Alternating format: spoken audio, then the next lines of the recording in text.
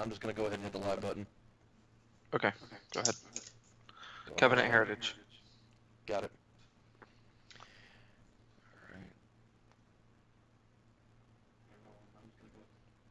Hello, everybody, and welcome to another edition of Discussions with the Theist with the Atheist Reformation. I am your host, Drew. As always, remember to like, comment, and subscribe if you like the show. Joining me today for a discussion on epistemology, the study of how we know, or if we know, or why we know. But it's all about we know, apparently. Is my good friend Anthony Brooks of the Covenant Heritage blog. He'll tell you a little bit more about that once we get towards the end of the stream. Anthony, take it away. How's it going, Drew? It's going all right, man. We recently discovered in the pre-show before going live that I can use my microphone and actually talk to you with my speakers going and not have to use my headphones, which I'm kind of happy about. Yeah, I don't get too much of an echo, especially not with this headset, but unfortunately I have to use a headset because the echo. Oh yeah, the acoustics in your house in your apartment are probably trash. Yeah, they are. Because it's trash. An apartment. That's just how they're built. Yeah. Thankfully, well, even living in this house that I'm in now, it's actually pretty good. But also this room is small enough, so I've got a lot of natural acoustic barriers. Like there's a king-size bed with a gigantic mattress over there. The floor is carpeted. The desk is sitting on the carpet and all this other stuff. And even though my desk is essentially, the desktop is essentially a door, it's a foam core filled door, and so it's a little bit absorptive on its own. And so these are really just all like accidental natural acoustic things that are happening with me not choosing to do them at all.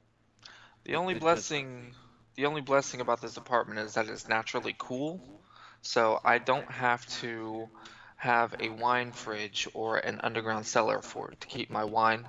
So I can just keep them up in the pantry, and they'll sit nice and cool and fresh and all of that. But that's nice. For the most part, we do enjoy where we live, and the only downside is that it's not very acoustically friendly. Yeah.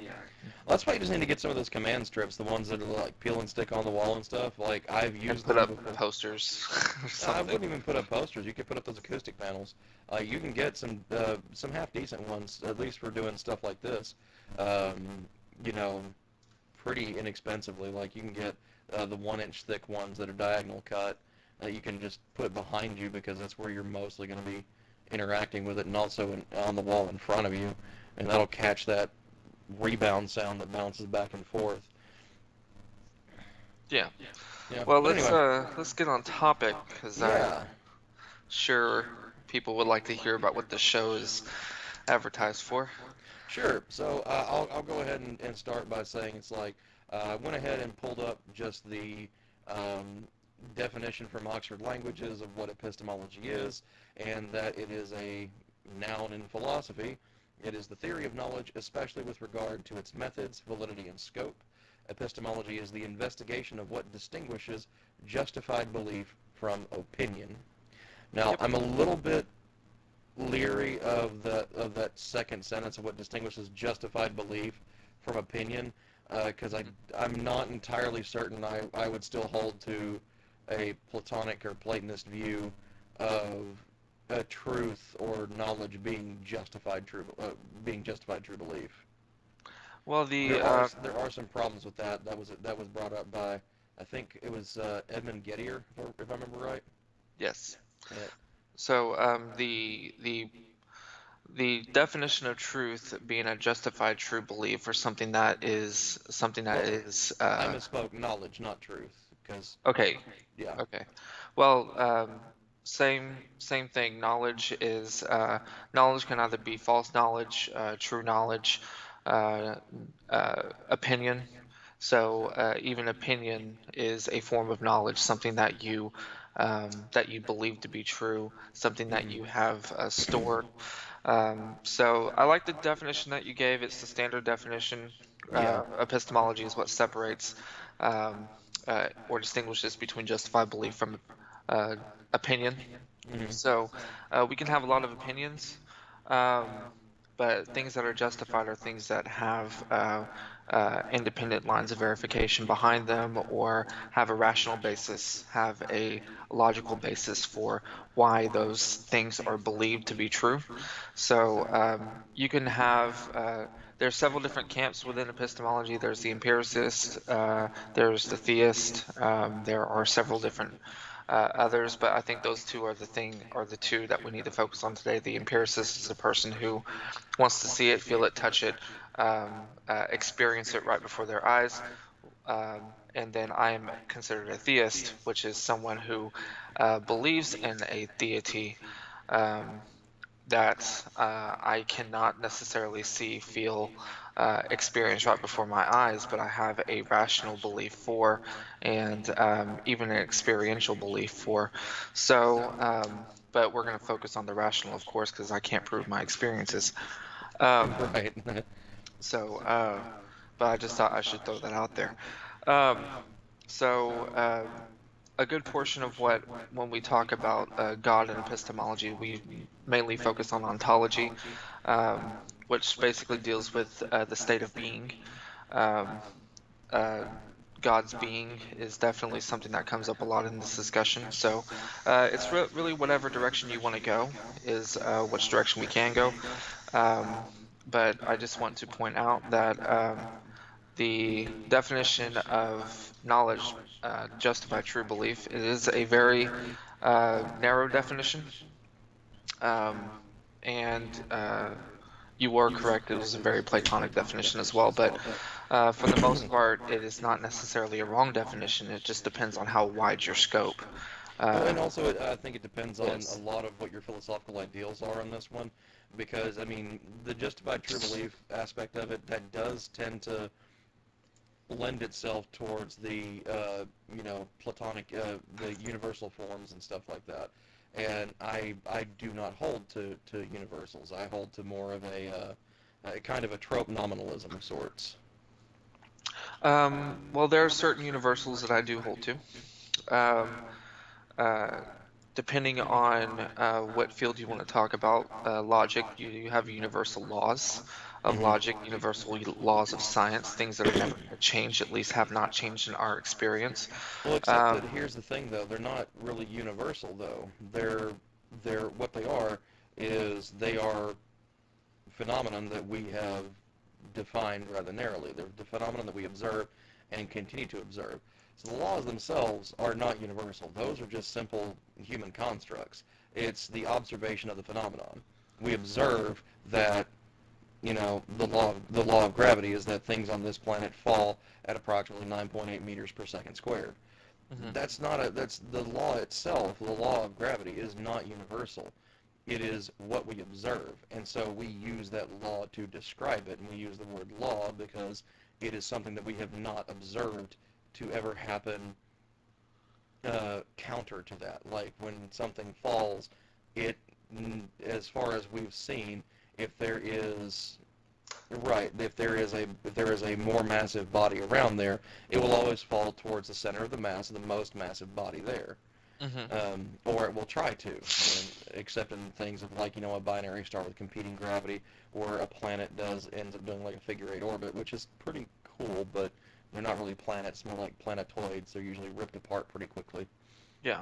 But Well, anyway, when I refer to universal, especially when it comes to things like the laws of logic. Now, the laws of science, there's a little bit more nuance that has to go into that, but let's talk about like the laws of logic. I would Uh, say those are still observational phenomena there, well, and what we observe about human conversation and human discourse.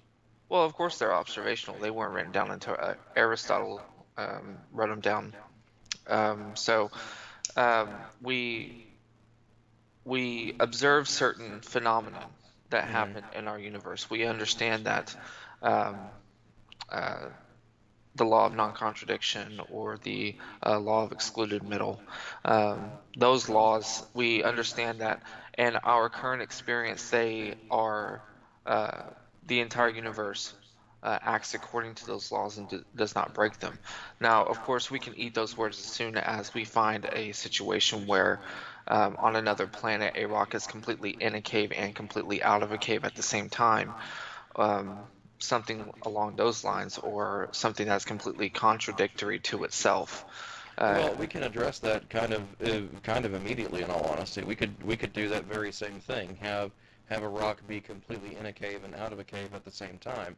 You can do that at Natural Bridge Caverns up the road from me, down the road from me in New Braunfels, Texas. And the reason why is because you have a series of caves there. If you take a rock and you're standing inside the main cavern, the main cave, that rock is completely inside of a cave. However, it is completely not inside any other cave in that cave network. So it is both in and not in a cave at the same time. Okay, so that kind of confused me there because it was in a cave, but it was not in another cave? It, I went based on the terms of your statement, both in a cave and not in a cave. I meant like if you have a singular cave, you put a Oh, rock okay, completely in a cave. It's not Gotcha. sticking out of the cave. It is completely in This a is cave, but it's not this is why completely out of wording the is cave. important in philosophy. Yeah, we can. We typically you remember those old Socratic meetings that we used to attend at Kilgore College? We could Yeah, literally talk for 2 hours about just semantics at that point. Um, pretty much. That's um, what so almost always ended up with talking about with semantics, anyways. yeah, well, everything comes down to words and the words that you choose to use. True. So in the study of epistemology, you really do have to look at things that could be considered universals, and then those form the baseline um, of any question that you're trying to answer.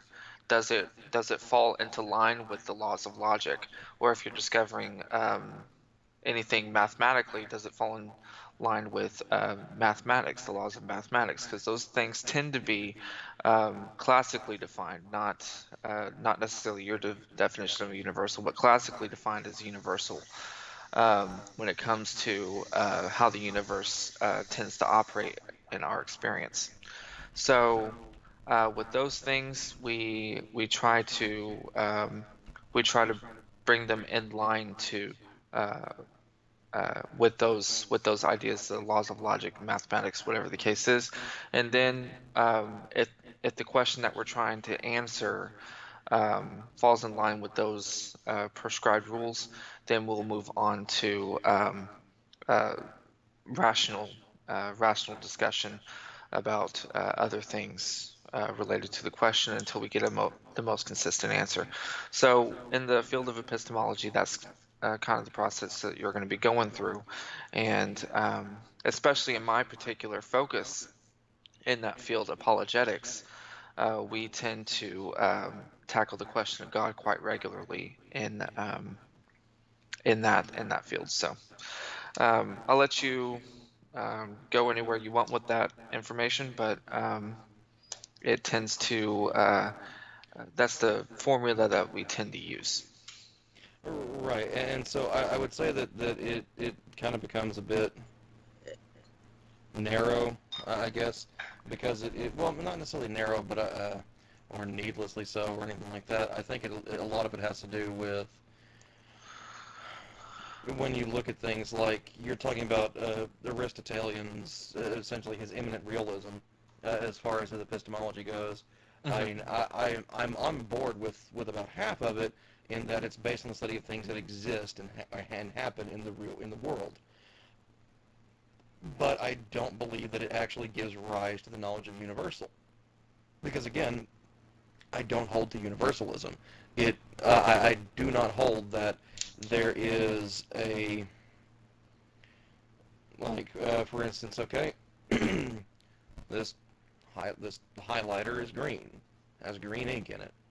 I do not hold that there is some universal greenness out there somewhere in the universe that is the epitome of all things that is green and is nothing but green.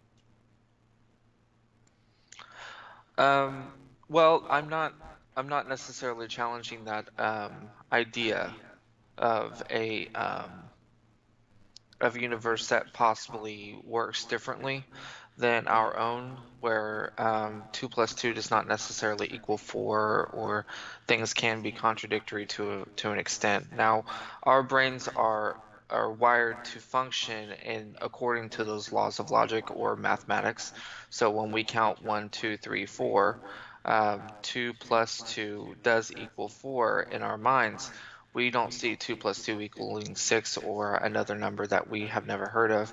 Or when we look at a color, we're looking at the same color typically, unless there's an underlying medical condition. We're usually looking at the same color. We see the same color. So, Right, but that's because our eyes are structured essentially the same from person to person to person, like you said, absent any particular medical condition. And that is just how, like, for instance, okay, fine, we see that color. That's because of the rods and cones that we have in our eyes. Hey there, little man.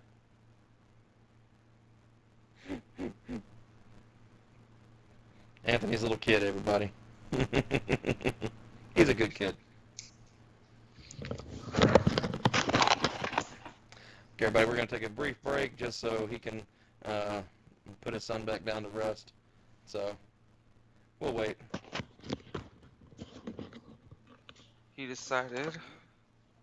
he decided he wasn't going to take a nap today. Oh, okay. So, Okay. yeah. Well, hey, maybe he'll sleep real hard, good and hard tonight. Yeah, hopefully. Anyways, so But anyway, I guess getting back into what I was saying, it's like, I when you talk about numbers and mathematics and things like that, that's something entirely separate. But when we're talking about the color green and whatnot, it's based entirely on our biology. Like, that's entirely governed by our biology and how the rods and cones inside of our eyes perceive visible light. You look at something like a mantis shrimp, they see far more colors than we do. yeah, well, And they're colors that we will never be able to understand or interpret. And that's not just within our own universe, that's within our own, frame of reference of this planet. And so that already kind of, to me, destroys the idea of universal greenness or universals, at least, especially when it comes to colors. But if you have a problem with universals being invalid for one thing, to me it seems to invalidate the entire schema of it, at least at first blush. well, there Because are unless there's a way to now somehow account for that, you don't really have, and there's not really a way to when talking about universals. The way I see universals is it was an idea that seemed to work because it seemed to represent reality as people saw it in Aristotle and Plato's day. However, we have found through increased scientific study and exploration that is not the case. And so, that's one of the issues that I've always had with philosophy on the whole, is the seeming inability to self-correct for the most part. It's either an idea comes along and then people adhere to that idea, or they like that idea and they further it and they further explore it and whatnot. But it's philosophy in and of itself is not as efficient a self-correcting machine or self-correcting system as science is, I would say. well, the laws of logic are what I would call fundamental universals or universal abstractions, things that are immaterial, things that are not determined necessarily by biology, like colors are. I agree with you that what color we see is usually determined by our biology. Um, um, like in the case of the mantis shrimp or whatever the case is, they have a specific set of biological traits that allows them to see a greater spectrum than we as humans can. In fact, most animals can. Um, Some see less, some see more. some see less, some see more. It all depends on the biology. Hmm. Laws of logic are not like that. Laws of logic are true regardless of our biology, and they are they However, I are would say they are dependent, though. They're not independent of us. That's the thing. Like, the laws of logic, the Aristotelian laws of logic were the way I see them, they are observations that Aristotle made about human communication and how we talk to each other, how we But communicate. also, not only how we communicate, but also how it was observations on how the universe tended to work. He saw, Aristotle also thought that celestial bodies were suspended in place and did not move. okay, well, I'm So not saying that he got that's everything part right, of but that's part of what his laws of logic were predicated on. yeah, but we've built entire textbooks for our top colleges and universities, um, To talking just about these laws and how they function. And so far, no one has not given any necessary evidence for these laws not being universal, the universe as we know it not working in accordance to this. And so far, it does seem like the universe as we see it does operate according to the three standard laws of logic. Um, except that if there were none of us here to perceive anything, would these things still be true? And if they would still be true, does it even matter? Because you still need something that's there with some level of cognizance to determine and see these things, to observe them and to absorb them. Because without that, it doesn't matter if a rock is a rock and is always a rock. All that really matters is there something there to perceive that the rock is a rock? Also, how do we know it's actually a rock? Rock is just an arbitrary label that we assign to whatever random mineral we picked up off the ground and said, it's hard, it came out of the earth, I'm going to call this a rock. well, if it's scientifically proven to be a rock, then the rock is a rock. Okay, We but can't at just that because you're point, using just because you're using the laws of logic as laws of communication does not mean necessarily that you cannot employ scientific inference into the situation. right, but that's what I'm saying is that there is no way for deduction on the whole. There is no way for pure deduction to give us any genuine content about reality. It essentially can only give us a hypothesis to test. Well, It claims 100% certainty. It claims absolute certainty. But at the same time, we honestly don't know that it's actually certain because it's still just a logical construct. It's not something that we have actually proven. well, to a postmodernist, that might make sense, but to me personally, I wouldn't necessarily describe that as being true. The law of identity, the one that we were referring to earlier, um, basically says that the identity is fixed. For instance, I am a human being.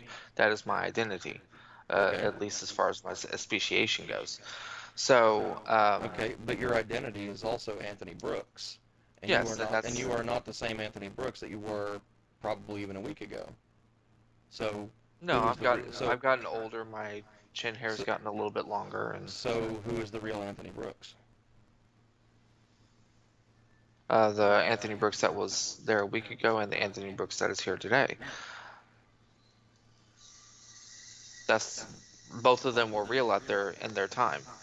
Hmm. So, since that was a week ago and this is the present, the present that is currently happening right now is the one that we are most concerned about. I can't change what happened in the past. No, I'm not Can't saying you affect can what's change what happening. happened in the past, but that's what I mean is that identity is not fixed.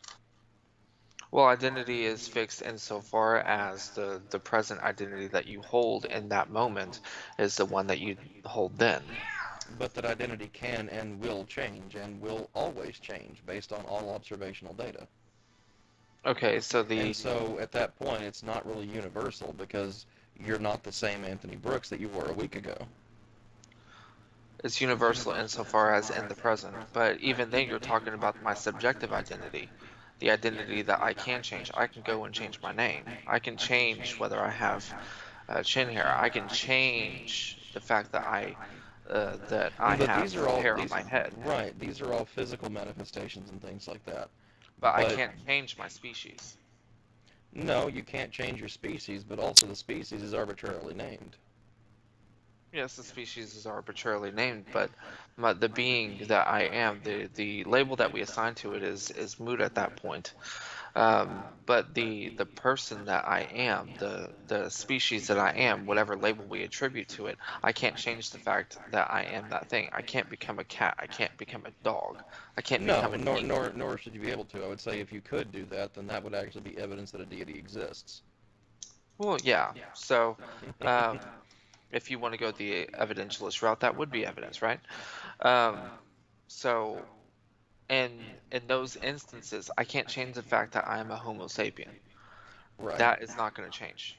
So that is my scientific identity, the identity that is the most solid identity that I have, the most solid label that you can put on me. You can change anything else about me. You can shave me. You can put makeup on me. You can dress me up like a clown. I don't really care what you do.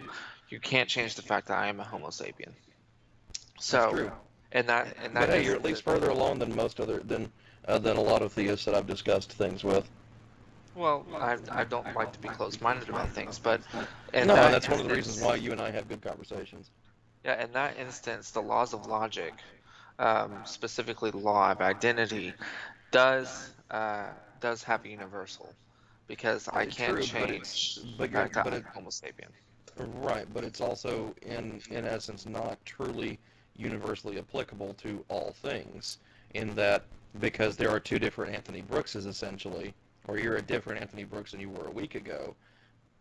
Okay, yeah, sure, you're Anthony Brooks right now in the present moment, but that's going to change. You would have That's gonna to, change after the stream ends.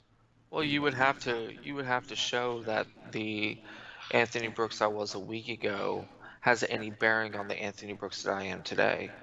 I You'd would have to say that show there's that no they way are for. two distinctly genetically different Anthony Brookses, No, really. I wouldn't have to show that that the two of you are genetically different. Although actually, the two of you would be genetically different in small ways, because our DNA strands have, especially our chromosomes, have telomeres at the end of them. As we age, those telomeres move further and further up the DNA chain until eventually we die.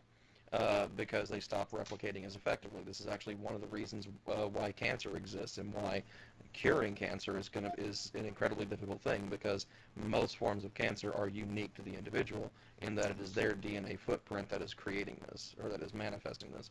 But anyways, getting outside of medical science here for a moment, going back to the point, is that because those telomeres have shortened your DNA chain a little bit from a week ago to today, it may only be, a cytosine or a guanine or two or anything like that, but it's shortened, and so there is now a genetic difference, however small. Okay, so, but even then, take the other laws. If you disagree with the law of identity, that's fine. You Oh know, no, I'm not saying I I don't disagree see with it. why people would disagree, No, but I'm not saying that I disagree with it. What I'm saying is that I it think is it's not it, a truly universal thing. It's not truly universally applicable in all instances. in my opinion, I think that when you apply the points that you're making, we're splitting hairs that don't need to be split at that point, because the law of identity is a solid law. Now, you are applying a lot of different scientific inference in there, which is fine, but in a logical conversation, when we're talking about genetic mutation or whatever the case is, referring to the principle of identity, really, um, though the law would be the stronger term. Um, Okay, we're but what's going to outweigh what? The law of identity or the laws of genetics? Because we have laws of genetics too. I know We have laws that govern evolutionary biology, all sorts of things. I know, but at the same time, we need to try to harmonize these laws. We don't need to try to necessarily pit them against each other. No, Uh, I'm not saying to pit them against each other. I'm saying to acknowledge that the initial assumption about something is not always the case. And I think that's an important discussion to have, especially with something universally and widely accepted as the law of identity. Because yes. while I do agree with it, while I agree that in a general sense it is going to be useful and applicable in, I would say, pretty much every every instance, it's still important to acknowledge that just because something works at a macroscopic level doesn't mean it's going to work the further down um, into specificity that you get, because that's what science is about. It is about building up from specificity, from extremely minute interactions, and building up um, into bigger things, such as laws and theories and things like that, to provide the best possible explanations for those minute interactions. And so that's why, when it comes down to it, I believe when you look at things, an inductive mechanism is paramount to actually knowing anything with any degree of certainty. You have to induce at some point, and there's no way around it. Okay. Well, I'm not. I don't necessarily disagree with what you're saying, but at the same time, um, if we start to simplify everything down to that extent, then really we're going to be ultimately questioning everything, including whether we actually exist, because that's the rabbit hole that we're literally going down when we start to say, well, something that is universal isn't actually truly universal. It could lead us down a very dangerous rabbit trail into effectively solipsism, if we're not too careful. Well, but I don't. solipsism is something that we eventually need to address, or just dismiss as being absurd. But Well, I would dismiss it as being absurd because there's reasons. I don't think that we necessarily need to get into those. But no. Solipsism is something I generally try to avoid, not because it's not a valid thing to discuss. It's more just that, I yeah, mean, just about everybody discusses it and tries to solve the problem of hard solipsism, but at the end of the day, as far as I can tell, there really is no way to solve it, because it's a very specifically constructed logical trap. And because it's constructed in such a way, there's really no way out. You cannot logic your way out of that. You well, can I you can think that you can I think that axiomatic you can axiom your way out, but you yeah. cannot, like, the only way you get out of it is through axiomatic principle. You don't ever get out of it just through pure logic or observation or interpretation or anything like that. You have to, like, There are logical arguments against solipsism, but ultimately they all lead back to what presuppositions you're carrying into the argument.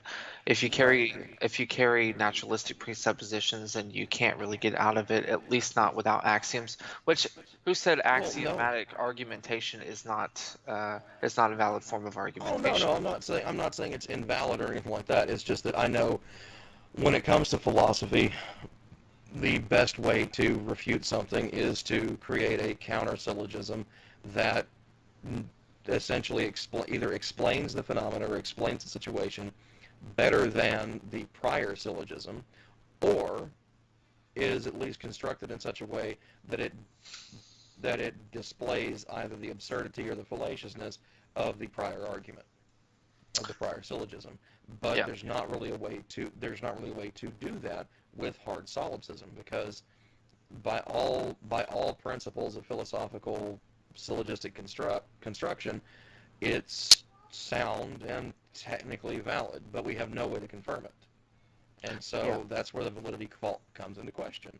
But, like, when it comes to hard solipsism, it's like, um, my doubts upon it are, I understand how limited and how finite my own brain is, and so I do not believe that my brain would be capable of constructing vast um, such a vast construct of imagined reality at that point.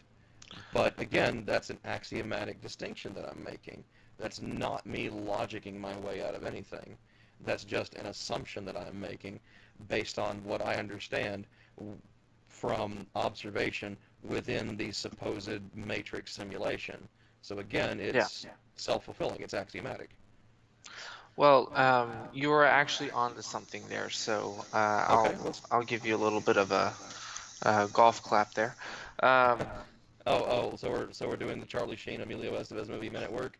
Golf Yeah, clap. Golf clap. apparently, yeah, golf clap. hmm Anyway, Yeah. that's a funny movie. I Um, love that one. but Where Charlie Sheen I lost his mind on all the cocaine and hookers. Yeah, I do enjoy your answer to solipsism there. I wouldn't say it was the strongest Oh no, it's not a strong defense one. against, but I would I say would there's think not that really any that are. honestly, the idea that we're actually teaching ourselves new information every day would be the problem of solipsism. That our brain is somehow suppressing infinite knowledge so that we can Mhm. teach ourselves something over something Right. literally new things every day, every time we go into every time we wake up from Mhm. our dreams at night. Even sometimes in our dreams at night, we're still teaching ourselves stuff. So it really doesn't make sense to me. Ultimately, I think it would be it's not necessarily too far-fetched, because I can imagine a situation where it wouldn't be too far-fetched, Right. but I think that it would be impossible for us to be these omniscient beings who have to then turn around and teach ourselves new information every day.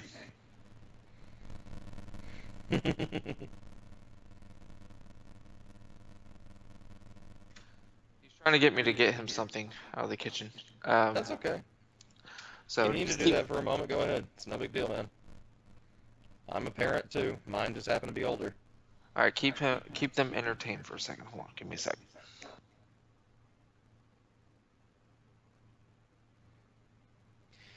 All right, so now we're just waiting for Anthony to get back. You know, that's just the deal with being a parent. So you know, it, everything's going good and whatnot. No, kind of what I'm trying to get to is I want to discuss with him something about epistemology. Specifically, I want to talk about one particular answer to the problem of induction that I've come across. And I think it's a pretty interesting one.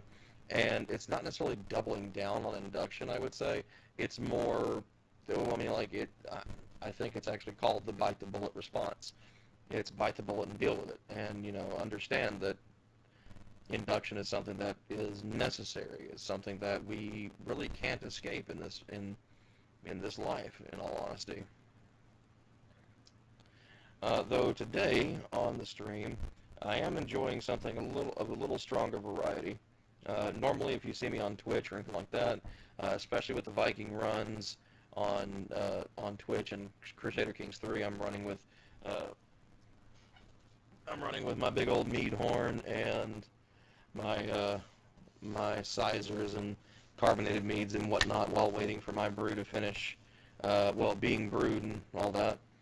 But today, I'm drinking a little bit of a blended whiskey that's built off of my relatively, I would say, moderately impressive collection behind me. And Anthony's back. I am drinking a nice Frescello Italia from the Old World region of Paso Robles. It would be So Paso Robles yeah, so this is actually a product of Italy, but it is bottled in the U.S. in the U.S. So Okay, so they ship it over in we totes. basically steal the Old World way of doing things and we transport it here to the U.S. But Steal or appropriate.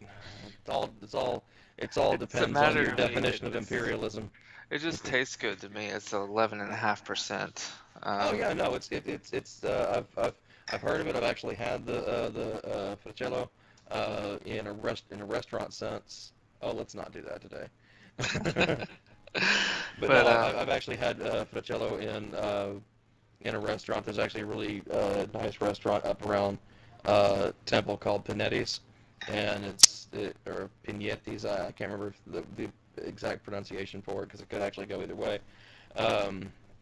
And what is it? Yeah, no, it was great. It went really well with a veal risotto that I had there, and it was awesome. yeah, and it's definitely a restaurant wine, something that Oh you can yeah, find very good. It's a blend. It's not necessarily um, it's a blended wine, so it has yeah. all different sorts of notes and flavors in it. Very oaky, very sweet, not too dry. Um, It's just a very good overall wine that you would like to have with a nice slice of red meat. So, Oh yeah. uh, Well, most dark reds are and sweeter reds are pretty awesome for any kind of red meat. So hey, more power yeah. to it.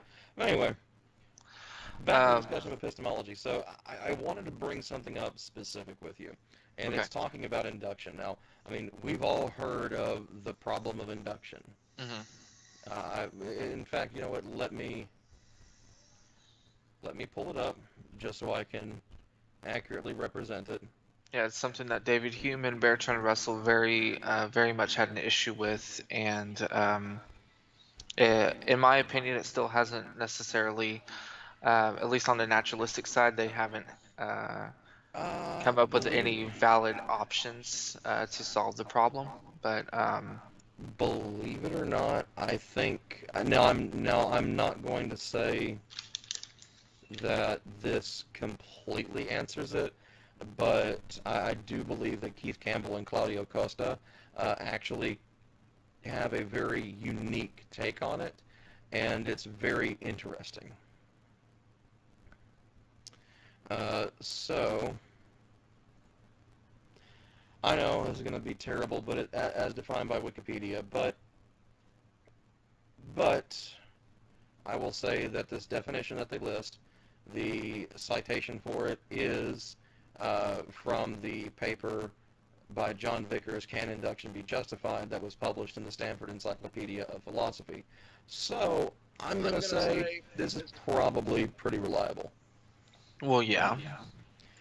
So the problem of induction is the philosophical question of what are the justifications, if any, for any growth of knowledge understood in the classic philosophical sense, knowledge that goes beyond a mere collection of observations, highlighting the apparent lack of justification in particular for generalizing about the properties of a class of objects based on some number of observations of particular instances of that class, the black swan problem.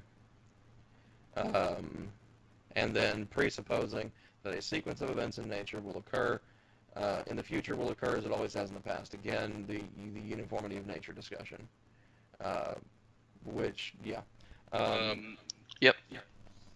I think we're getting an echo now. Oh, are you getting echo from me? I am. Oh, well, that's unfortunate. So how is it now?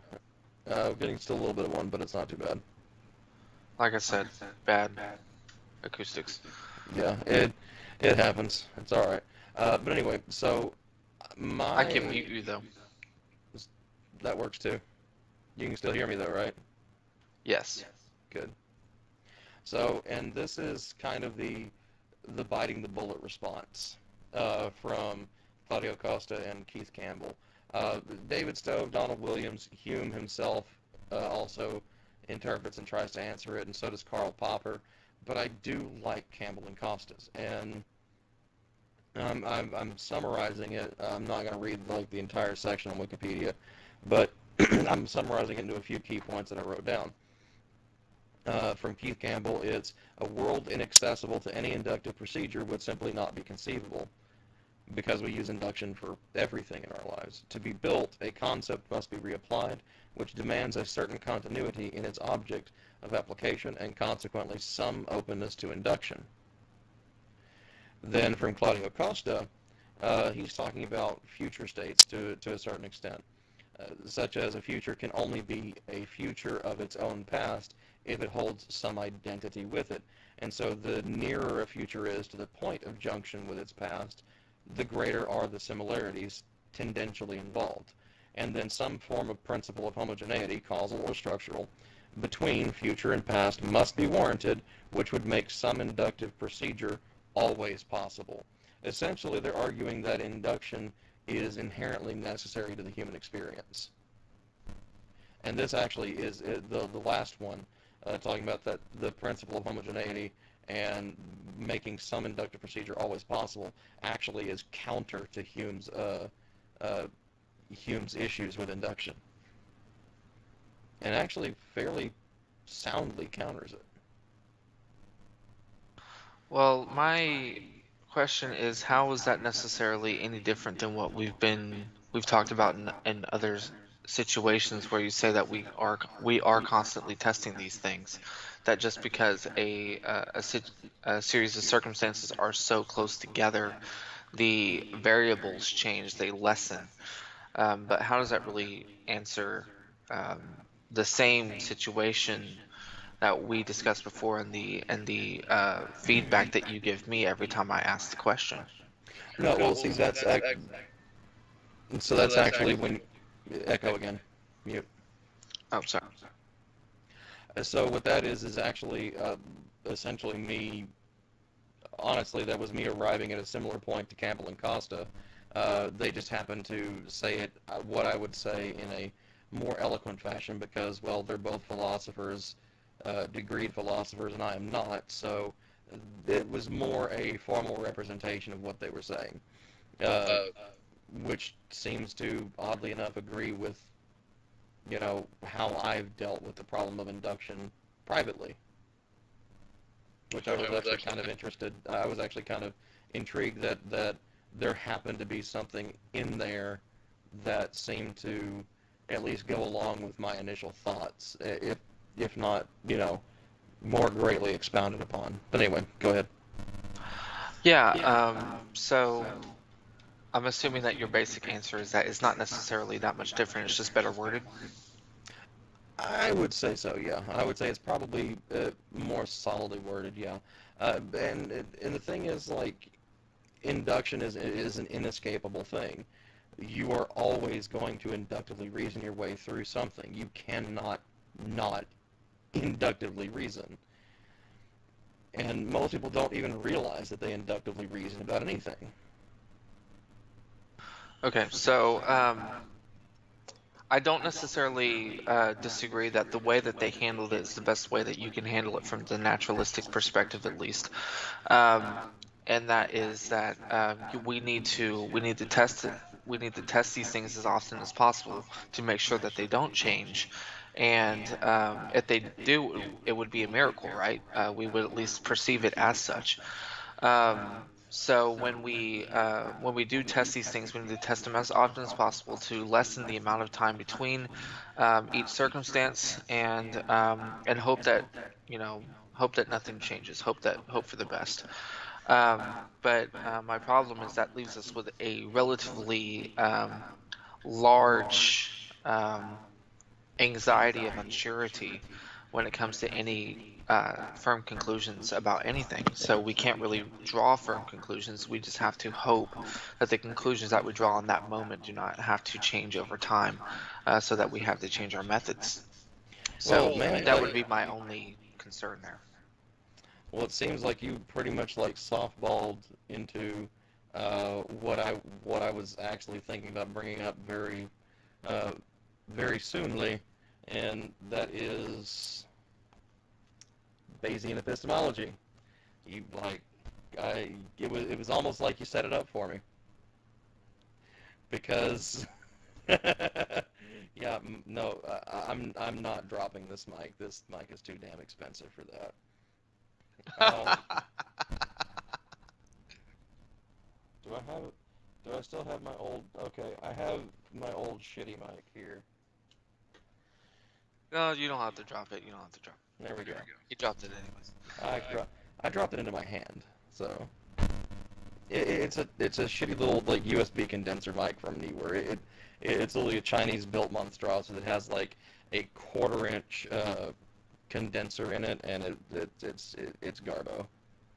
But anyway, talking about Bayesian epistemology, that actually kind of answers that problem, that answers that question, because it introduces the principle of degrees of certainty in a particular thing, and it's based on everything from coherence to overall reliability of observations and things like that. For instance, one of the very first things at the introduction of this particular book, Bayesian Epistemology by Luc Bovin and Stefan Hartmann, bring up is the visitation of God upon them as they are traveling, telling Abraham that Sarah is going to be pregnant, even though Abraham is a century old and Sarah is only a decade behind him in that. And so, but if you remember of the story, they both laugh initially. And so which one is justified in laughing?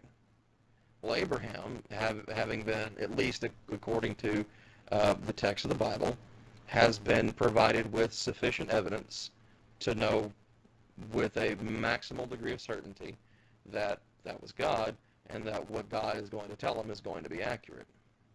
Whereas Sarah heard it while inside the wagon, or inside the cart, or whatever it was that they were riding in. The tent, excuse me. It's been a while since I've read that story. Anyway, in that tent. So she hears it secondhand. So she actually has a reason to laugh at it, even though she was essentially communicated the same information in a very similar fashion. But because it is essentially secondhand, or is overheard, and she does not get the initial proclamation or definitive explanation that Abraham is talking to God, she has a reasonable degree of skepticism in laughing. And so that's where Bayesian epistemology kind of kicks in. Now, that's a very, very stripped down and basic interpretation of it, because I will freely admit that I am just starting my journey down the rabbit hole into Bayesian epistemology. But I'm good with numbers. I'm really good with statistics, and so this seemingly statistical philosophical method may hold some interest, at the very least will provide a very interesting read, I think, for me, and may possibly answer some questions, or may possibly answer some things. And it's not like Bayesian epistemology is like this fringe out there, like, ooh, it's scary, it's fringe, it's Bayesian. No, it's actually used quite frequently by debaters nowadays, especially debaters like Blake Junta, and I think even Gary Habermas has started implementing it a little bit with talking about the resurrection of Jesus, and perhaps more interestingly used by Dr. Richard Carrier in his refutation of Jesus actually existing, his mythicist approach to it. Now, me personally, I'm unconvinced by both sides. I'm not a mythicist, but I'm not entirely convinced yet that at least Jesus the man existed, but I'm certainly open to both. I've been reading a lot of Bart Ehrman. I've been reading a lot of Robert Price and Richard Carrier, and I've even been reading Habermas, hell, to kind of form my own conclusion, so to speak. But the Bayesian approach seems to hold some interesting principles. Now, I will say that when talking to statisticians, both of every statistician I've heard speak on the matter is that Carrier actually improperly implemented and utilized Bayesian analysis for his book on whether or not Jesus existed. So that's something that I want to. That's why I'm studying Bayesian epistemology before going back and rereading both of Carrier's books on the historicity of Jesus, mainly because I want to see if I can find the errors that he made, and if I can find the errors, see if there is any way to reconcile those. Not because I want to make his point for him or make his point be correct or anything like that, but more to, I guess, essentially steelman the argument, just like I would with Habermas, because Habermas has been told that he is wildly improperly utilizing Bayesian epistemology in his stuff, either Habermas or Junta, one of the two or both. And I want to look at their arguments once I have a greater understanding of Bayesian epistemology to see again if I can find where the errors are and to kind of steelman those so they have the best possible chance. Because that's what I'm in for. Like, I didn't even know that steelmanning was a term for what I thought until probably about 3 or 4 months ago. In that, and you can, anybody can go back and listen or watch any video that I've put out or any live stream that I've had, and I believe Anthony himself can actually attest to this, is that every single time I have always said, I want the most consolidated, the best possible argument for the existence of a deity, and that's the one that I want to deal with. That's the one that I want to really put to the test, because that's going to be the one that has the greatest probability of being true, of being accurate. And if that one fails, then for me that would completely end the debate. Would I still make videos? Would I still make content? Sure, absolutely I would, especially if people seem to be watching and enjoying it. Like they did yesterday, like they have so far today. And yes, I would still make content, but it would affirm in my own mind that I had arrived at the most appropriate conclusion that I could, given all available data. Anyway, sorry, I've been talking for a long ass time. Anthony, jump in and say some stuff. All right, so I first wanted to address the issue of the degrees of certainty. And my concern with degrees of certainty is the fact that even when you introduce degrees of certainty, you're not going to actually be able to be as certain as possible. You're not going to arrive at. You might arrive at a consensus of what's most probable, but you're not going to arrive at a consensus of what is actually going to happen. There's no true certainty there. There's only probability, and that's everything though. For the most part, everything.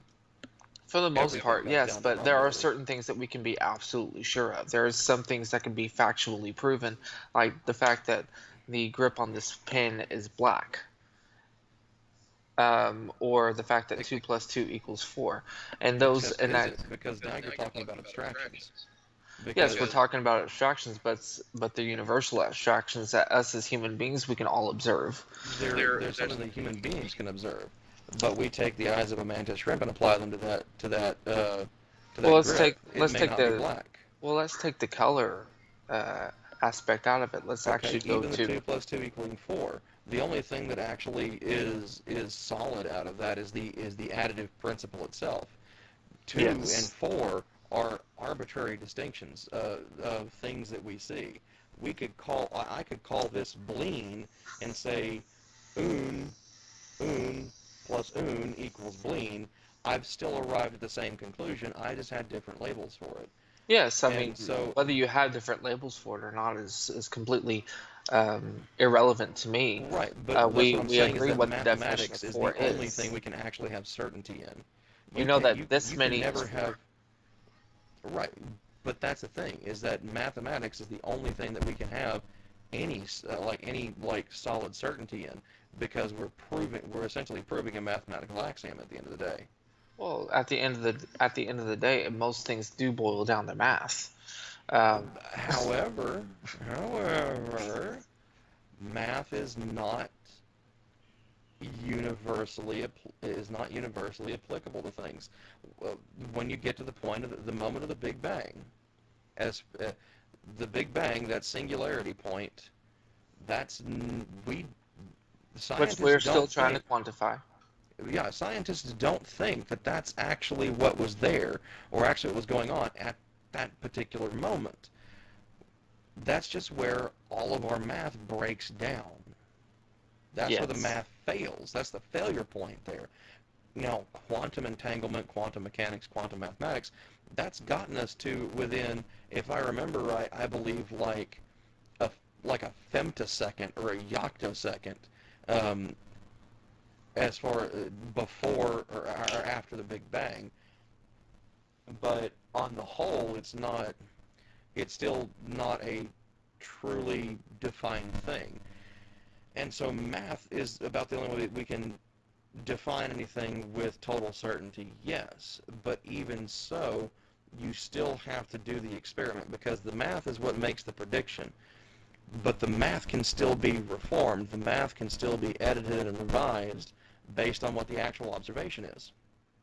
Because one of two things has happened at that point. If your observation differs from what your mathematical prediction was, either you screwed up the math, or three things actually. Either you screwed up the math, you screwed up the experiment that resulted in a faulty observation, or the third option, you didn't screw either of them up, but your observation runs counter to your mathematics, and you have to revise the mathematics to understand why or understand how that happened. Okay, so ultimately, that's a good example, but at the same time, when we look at the specific examples in everyday life, we don't have things that are that complicated that we have to deal with. For the most part, No, but to get the answers that we seek of what is out there, how did this all start, if it all started, that's what it takes. And so I find that, yes, while in our everyday lives, no, we don't ever need to get down to that degree of specificity. If philosophy is going to say it has an answer for something, it has to account for all of those things. It must be able to account for it to be valid. Because philosophy is designed to be deductive. If it's going to be 100% certain about something, then it has to account for what we experience. It has to account for what is observed. I know a lot of people say that, well, your science must be grounded in metaphysics. I honestly kind of disagree with that. I honestly think that metaphysics must necessarily follow actual physics, because actual physics is what's giving us the genuine content about reality. Metaphysics is trying to explain it in a different light. well, ultimately, I think that the number one aim of philosophy is to try to answer those questions that we can't necessarily come through actual experience and sense stability. So the issue with degrees of certainty, like I was saying, is that there is no true certainty there. There is only levels of certainty. There's only preponderance of the evidence is what we come to. It depends on how you're going to define that. If you want to use the legal definitions of things, a preponderance of the evidence is 51%. What I'm talking about are being maximally certain, being as certain as you possibly can be given all the relevant data, all the relevant evidence. For instance, Which again is preponderance of the evidence. You stack up enough evidence in favor of something. It's not necessarily preponderance of the evidence. It is also, preponderance of the evidence is just part of it. It's one part. And it is beyond a reasonable doubt. That is the point that you have to reach. To be maximally certain about anything, you have to at least not only have a preponderance of the evidence, but you must also have evidence that puts the belief beyond a reasonable doubt. For instance, I'm going to bring up evolution. I know I bring it up in pretty much every show, but it is the most relevant thing I have to talk about because that's one of the things that I've studied more than anything else in the course of my discourse with people on this channel and other channels. So it's kind of what I'm left with for the most part, at least right now. When I find a better analogy or find a different one, I'll start using that one too. Is that evolution, the theory of evolution, is so well evidenced that it is entirely evidenced beyond reasonable doubt.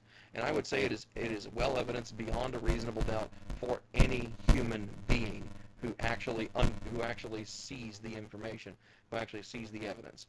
I honestly, it's going to come down to me saying something that I wouldn't normally say about people. But I honestly and firmly believe that people like Ken Ham, people like Michael Behe, people like William Dembski at the Discovery Institute, and of course our good old buddy, the fake doctor, Mr. Kent Hovind,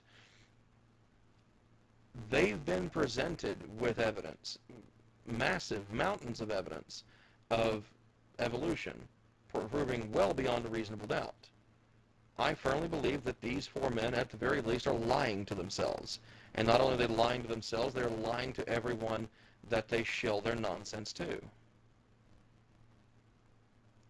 Because we have more than enough evidence to be maximally certain, beyond a reasonable doubt, evolution is real. Evolution is a thing. And I know that you agree with me on that. I'm not saying that you don't. Like I said, it's just the best analogy, the best reference that I have available to me at this point in time. I know you don't disagree with me on evolution.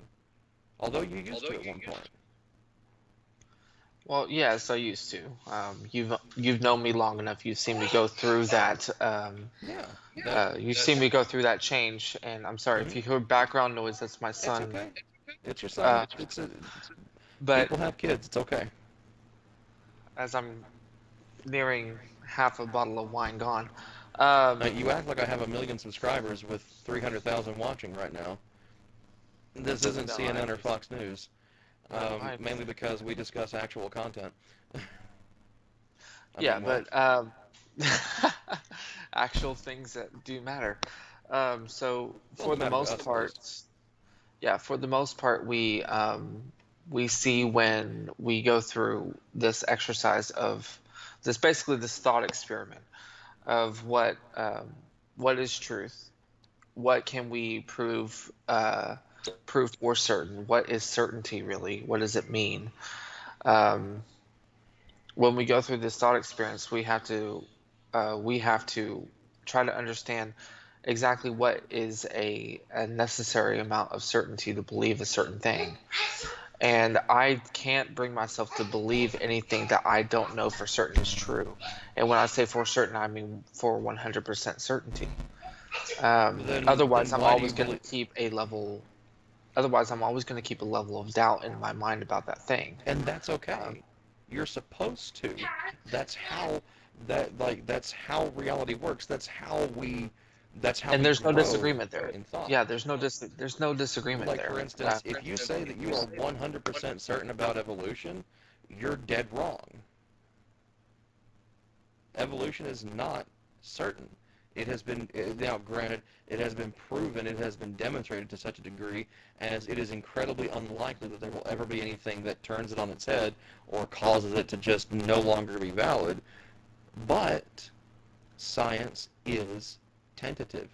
All acceptance of scientific theory and thought is tentative, based on either finding more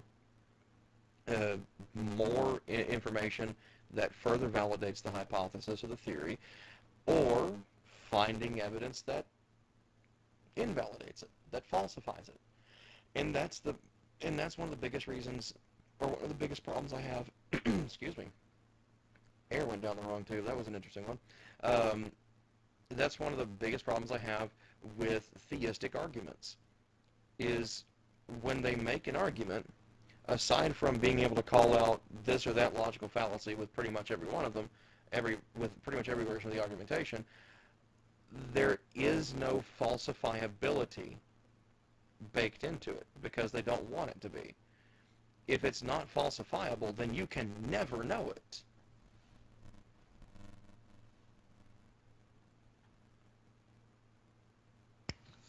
I was making my point, but go ahead and finish your cookie.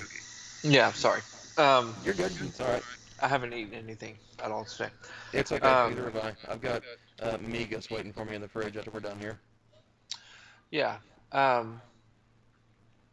Well, with philosophy, it tends to be a little bit more nuanced. For instance, it tends to be a logical fallacy that things are circular. You know, things that... No, it is a logical fallacy. Circular reasoning is bad. But there are certain instances where those types of fallacies can actually be validated. Are you talking about the virtuously versus viciously circular nonsense again? No, I'm not. Okay. I would say, because that's special pleading all day long, dude. Yeah. Well, with certain things, you can't really, like with issues of authority, like what is the main authority that defines the English language? What the English language should be. What is the final court of appeals when it comes to those things? As far as I'm aware, I believe it would be Oxford University Press, because most people defer to... The Oxford English Dictionary. Yeah, most people would defer to that. Yeah, so that is the closest things that we can come to an ultimate authority within the English language. When the Oxford English Dictionary appeals to anything, it appeals to itself. So It's in not. that, It's not necessarily appealing to itself. It is appealing to the decisions of the Oxford University Press committees that actually write the dictionary. So it's yeah, not really appealing to itself. It's appealing to the collection of definitions that it has compiled through things like predictive programming, pulling new definitions of words off the internet from interviewing people and seeing how they define certain terms, and then reaching a consensus based on the maximum number of English-speaking peoples to arrive at what seems to be the most accurate descriptive or prescriptive definition of a word used commonly in English parlance. So but it's again, not, and so it's not appealing to itself. It is, I would say, it is a. I wouldn't say it is circular. I would say it is cyclical. Now, that most people would say that's probably a distinction without a difference. And in most which ways, I I would would say, probably agree. Say what? which I would say yes, it is. Right, I figured you would. But circular would result in always getting the same definitions back for every word all of the time. And that would be a true feedback loop.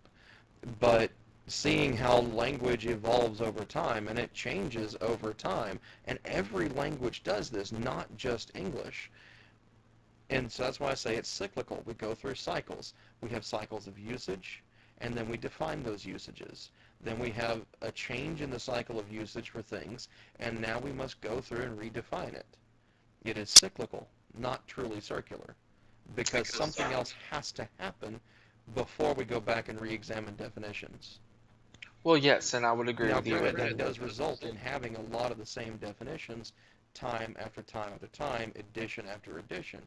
But in every edition, we have seen new words added, additional definitions for certain terms added, or in some cases, definitions taken away. For instance, in a lot of ways, the word gay is no longer, like when you look in most dictionaries, or in several dictionaries, gay is no longer defined as happy or free-spirited in modern English. That definition is still there, but it is labeled as, I don't think it's labeled as archaic. I think it is labeled as like a classical definition of it, in how they use the term gay in the term gay in things like classical poetry, classic literature, and things like that. And so that cycle has changed. It's kind of like a linguistic Overton window, I guess you could call it, to use Glenn Beck's terminology. Yeah, sorry, I was writing down some of the points you're making so I can Please improve my argumentation later on. Well, But this isn't about arguing. This really is just discussion. no. When I say I'm not a argumentation, big I mean, fan of. I'm not a big fan of debates. I know Matt Dillahunty has become more of a fan of them as time has gone on, because, well, it's no longer about saying, for him, it's no longer about saying who's right or wrong or anything like that. It's about communicating a point to a large audience. But at the same time, I think just overall, just discussions, I think, are generally more productive. Unless, of course, the person coming into the discussion has a particular agenda. Like someone like Kent Hovind, I would force him to adhere to a rigid format of, we're talking about one singular topic at a time, and we do not deviate from that topic until either one party or the other has conceded. Because otherwise, a person like that is just going to gish gallop all over the conversation and throw out fallacious argument after fallacious argument after nonsensical argument again and again and again and again and again, and then you'll never actually be able to address everything, and that's what a shill and a charlatan like that counts on. But I know with you, with Father Patrick, with others that I've had on the show, that's typically not the case. So I prefer these free-form discussions. just in case you want to see these are how many notes I've taken since we started. So cool. You want to know how many notes I've taken? Zero, yeah. Um, Because I really do prefer these to be free-form discussions, because if I take notes, if I start taking notes, then I am ingraining particular ideas in my head, and that leads me to me, or at least what I've discovered about myself is when I start taking notes about something, I need to have already researched the living shit out of it, because if I start taking notes, then for me that's going to start being part of my own common parlance, and I'm generally not going to deviate from it that much. And so I always try to take as few notes as possible, because that way I can go back and just re-listen to a show multiple times, and I'll generally learn something or gain something new out of every listen. well, these are strictly um, so that I can go research and try to expand my knowledge a little bit. Okay, Um, cool. No, the I'm reason glad. the reason is because I don't have time to go back and listen to a 2-hour show several No, times. I get that. I am getting a degree right now. I am having to write several papers and outlines and things like that to be able to advance my education. I Right. have a full Well, hopefully this discussion that you've taken time out of your education to do, hopefully that helps inform something for a paper you're writing at some point. I think that'd be kind of cool. Well, things that really help me are references. So when I reference a certain point, and eventually by the end of this conversation, I hope we get into the subject of theodicy, the problem of evil. Well, tell you what, we're 75 minutes in. Why don't we go ahead and just call a full stop to what we were doing before? Let's go ahead and jump into theodicy and the Well, problem of evil. let me go ahead and address your last point, the issue of circular Yeah, of course. versus I mean, after cyclical. yeah. Yeah, so I would see a distinction without a difference there. Just because the definition changes over time does not mean that that there is no circular idea with that particular definition. Because though we we have removed the meaning of gay, meaning joyful or happy or exuberant. We still sing Christmas songs with the word gay in them, and we don't apply the modern definition of gay. No, and that's why I say, to like, those it's things. still those older definitions are still in the dictionary that is Yeah. labeled as either classical or archaic in some instances. Archaic. And so that's why I'm saying that it's not actually a distinction without a difference, because with the cyclical referencing of essentially the dictionary constantly revising based on usage and whatnot, that's it's not question begging, which is what the fallacy of circular reasoning is. It's not assuming the conclusion in the premise or anything like that. And so while it may be, I guess, a somewhat circular method of revising and continuing to monitor the evolution of that language, it's not like you're doing it in a closed system, because the number of English speakers changes every single day. Words are used differently every single day. I would not be surprised to find out that out of the 600 or 700 some odd thousand English words that we have, I would not be surprised to hear that upwards of 1,000 to 2,000 of them a day are used in different contexts than their original defined form, or even their currently defined form. Whether and not necessarily be incorrect, just be how that individual or those individuals interpret that particular word, that particular term. It's like the difference between using the terms vocabulary and lexicon. And that's one of the reasons why I love the English language so much, is because there is a very specific word to describe very specific ideas. So if I'm talking about, an individual person's command of the English language, I would talk about their vocabulary. But if I'm talking about the vocabulary of, say, the United States, I wouldn't necessarily call it American vocabulary. I would call it the American lexicon, because that's more of an amalgamation of many different people's individual vocabularies. And so it's like we have different terms that are very similar in meaning, but are employed very differently based on certain constraints. And so that's why I say that it's not actually a circular thing.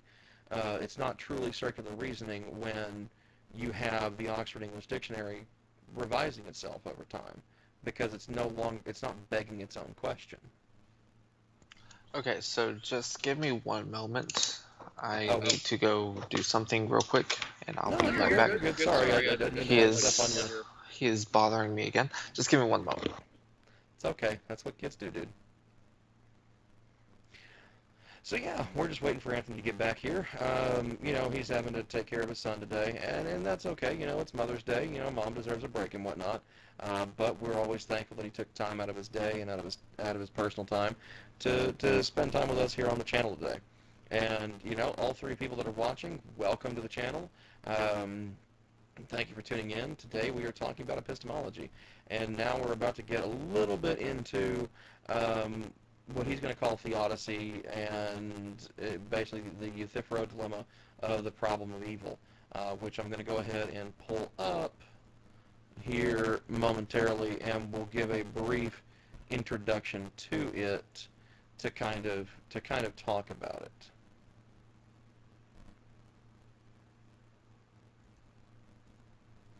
All right, you back, Anthony? Yep, I am back. Did you want to finish any particular discussion on definitions, stuff like that, or did you want to go ahead and let us jump into Nope, problem sorry. of evil? Nope, I went ahead and started a new page, so That's cool. we're solid. That's your last point right there. The cyclical idea of language is not necessarily circular, and I'm going to study that out a little bit more next time I get a chance. And I don't know what all there will be to study on that one. I'll warn you about that. That's something that I've just kind of come to realize kind of on my own. I've not actually seen anything particular that speaks about it being cyclical or even circular, in all honesty. So, if you find anything interesting, shoot me a link. I'd love to read it. So, Yeah.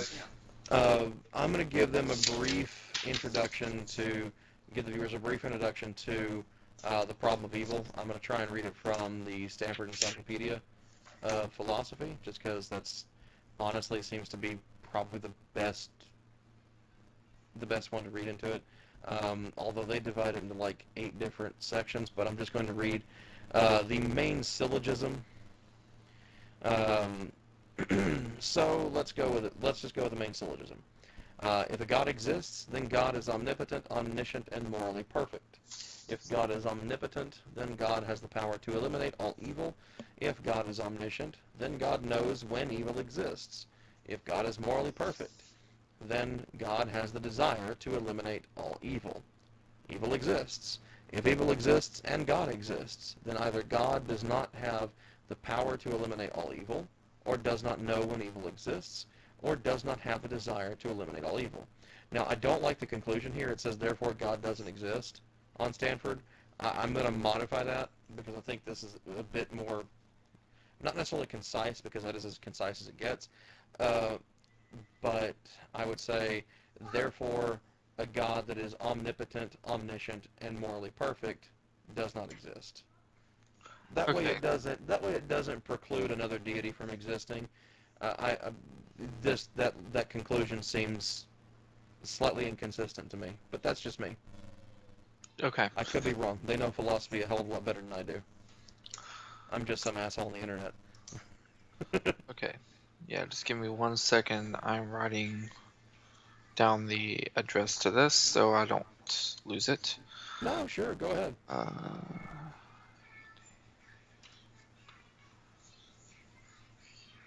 Okay, so now this is not something that I have done a lot of that much of a deep dive into, especially theodicy itself. So I will be pulling heavily from other references like Wikipedia to bring out, not necessarily to try and trip you up or anything, but more to kind of just further the discussion a little bit into a bit more nuance, because I know this is one of your areas of, I'm not going to say expertise, but definitely one of your areas of deeper study. Yeah, so it's not expertise yet. Getting there. That's okay. Getting very close. But for the most part, theodicy is necessarily basically the idea that we can vindicate God and His goodness. um, basically trying to justify the idea of sovereignty of a sovereign being and human responsibility or humans' free will. So it And sounds so, like you're going to go with Leibniz's free will defense, essentially. no, I'm not. Okay. I do not apply myself to the free will argument. I think that it is Okay. it necessarily begs the question, and I don't want to That's okay. give that argument any credence where it is not due. Because basically, Hey, I mean, that's Alvin Plantinga's, like, baby right now, or at least it has been for the last several years, so well, I wouldn't have Alvin, blamed you for going that route, because Plantinga, when he first, blew up onto the scene, was a bit of a powerhouse. Plantinga doesn't go the entire way with Leibniz and his No, he free will doesn't. He defense. doesn't. Plantinga has a Reformed epistemology, so he does see free will as not necessarily being a libertarian. It's not absolute, um, Right. Okay. which I think is a very smart position to take. Um, Plantinga does go as far as to say that we, with like with most Reformed theologians, that we can act according to our own natures, according to our own desires. So Plantinga would go that far, and I would not necessarily disagree with him on that. Okay. So Plantinga does not have a classical free will defense. So we need to be very careful the way that we respond to the problem of theodicy, because ultimately no one really has a great answer to it. Um, Let's see. For me, I guess from an atheistic standard, from an atheistic point of view here, and I actually said that Wikipedia for once agrees with me, which is weird. Not used to that, and I'm not entirely sure how to take that, but we'll go with it today. My viewpoint from the atheistic perspective is that there's really no need to delve into theodicy. It's just that when you get to the point of, okay, if this being is supposed to be omniscient, omnipotent, and omnibenevolent, but does not do anything about evil, then it is, by Occam's razor, most reasonable to assume the simplest explanation, that the deity is not one of those three things, or is not multiple of those things, or is not any of those things. That is the simplest explanation that can be arrived at. And so, until it can be shown otherwise, and that would effectively have to demonstrate that the deity exists and does hold those characteristics, which theodicy doesn't really address. But we are still going to get into theodicy. I'm just airing this out because it's just a straightforward thing. And so it makes more sense to just operate under the assumption that a deity does not exist, or at least not a deity that exists with all three of those properties simultaneously, because it does not fit with the observation. And so that's where the whole atheistic viewpoint kind of kicks in. There's a lot of deeper ones when you get into skeptical theory and stuff like that, or skeptical hypotheses. But we'll talk about those once you've kind of expressed to the audience theodicy and things like that. Okay. Unmute. Sorry. You're good. So ultimately, when we discuss these categories, we have to discuss necessarily causality, how certain things are caused, and what is the ultimate answer to those. There are different theories, like the free will theory says that God knew that there would be evil in the world, but he allowed us through our own free will to make those choices, whether to accept or reject his goodness in exchange for evil. And he basically, and I'm going to present a very negative view to this because I have a very negative view of this. Okay. I don't like this defense. I think it's blame shifting. And I don't It's basically partake shifting all the blame onto Adam and Eve and and none of actually having a it's deity to deal with it. no responsibilities on God, which I don't accept. So at that point, they're just yeah, because it seems to me at that point they're just saying that God is a cruel kid with a magnifying glass and we're all ants. No, not necessarily. Their view is saying that God took a very passive role, while the kid with the magnifying glass is taking a very active role. Okay, so more of a deistic sense of he just set us loose and said, fuck it. Yeah, it's basically a soft form of deism. Okay. Anyway, and I sorry, don't continue. and I don't like that. I don't. It seems icky. Okay. It seems icky. Gosh knows we don't like anything that's icky. It seems like I'm stepping in a pile of old motor oil. It's nasty. That seems oddly specific. You must have stepped barefoot into old motor oil at one point in your life. No, I just drank too much wine. So don't admit that on the internet. You'll never. Now you're a drunk forever. Come on now. No, I don't get drunk. I prefer not to get drunk. Oh no, neither do I. That's why I like to remember. Now, granted, I drink like super high proof whiskey and whatnot, but this is only my second pour, and it took me over an hour to get to the first one. Yeah, this is my third. I still have roughly a third of the bottle left, so after this glass, I'm probably gonna leave it alone for a while. But for the most part, Fratello, what I've found is Fratello is almost always better like the day after you open it. Yeah, so put it in the fridge, let it cool down, and yeah. Anyway, back to the Odyssey. Back on point. Yeah. Quit derailing. Both of us. Where do we leave off? Oh yeah, okay. So it seems a little bit nasty to say that God has no responsibility in the actions of Adam and Eve, since He created them knowing what was going to happen. Otherwise, God is not omniscient. He does not know all things, which seems absurd to the biblical reader, because the Bible explicitly says that He knows all past, present, and future things. So we are basically stuck in this spot where if God knows everything, then we cannot necessarily be certain that that He is or is not evil. So we're left with the issue of causality. What ultimately caused these things to take place? Why are we in the position that we are?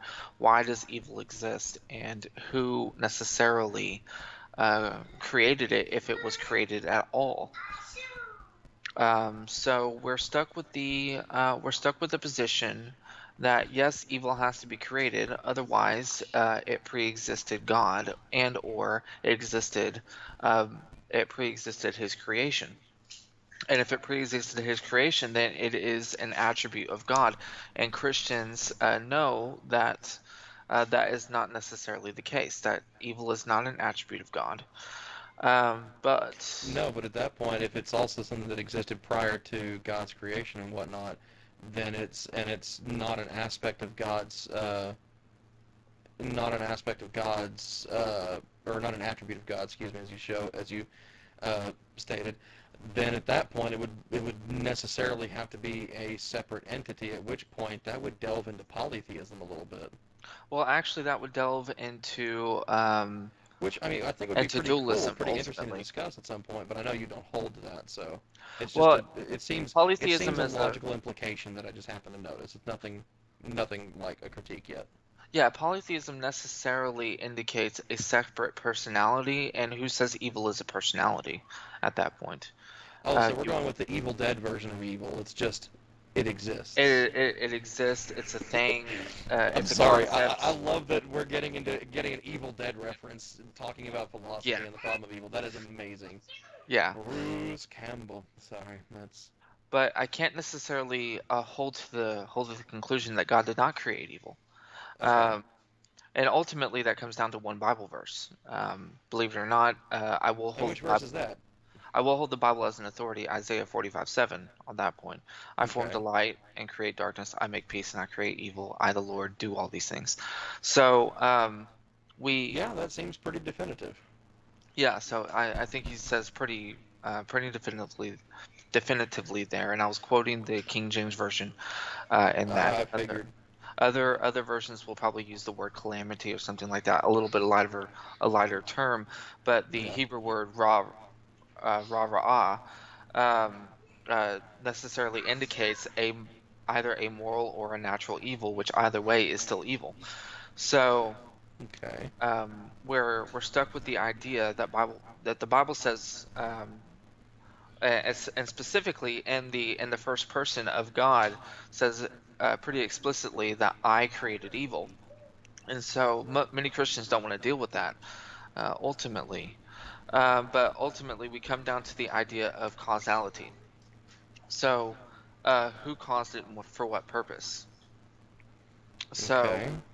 someone is not necessarily evil if they do something that is undesirable, but does it for a greater purpose, necessarily.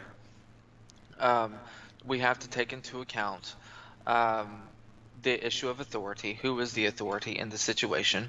The purpose by which that authority meant that action or caused that action, and who actually had the necessarily quote unquote evil intentions behind the action, who had the most deplorable intentions behind doing the action. So we have to take all of those things into account. So we come up with the idea of first causality and second causality, the idea that there is an underlying cause behind everything that says that something should take place. Mm-hmm. And then there is a secondary cause, the cause that actually has intention behind it.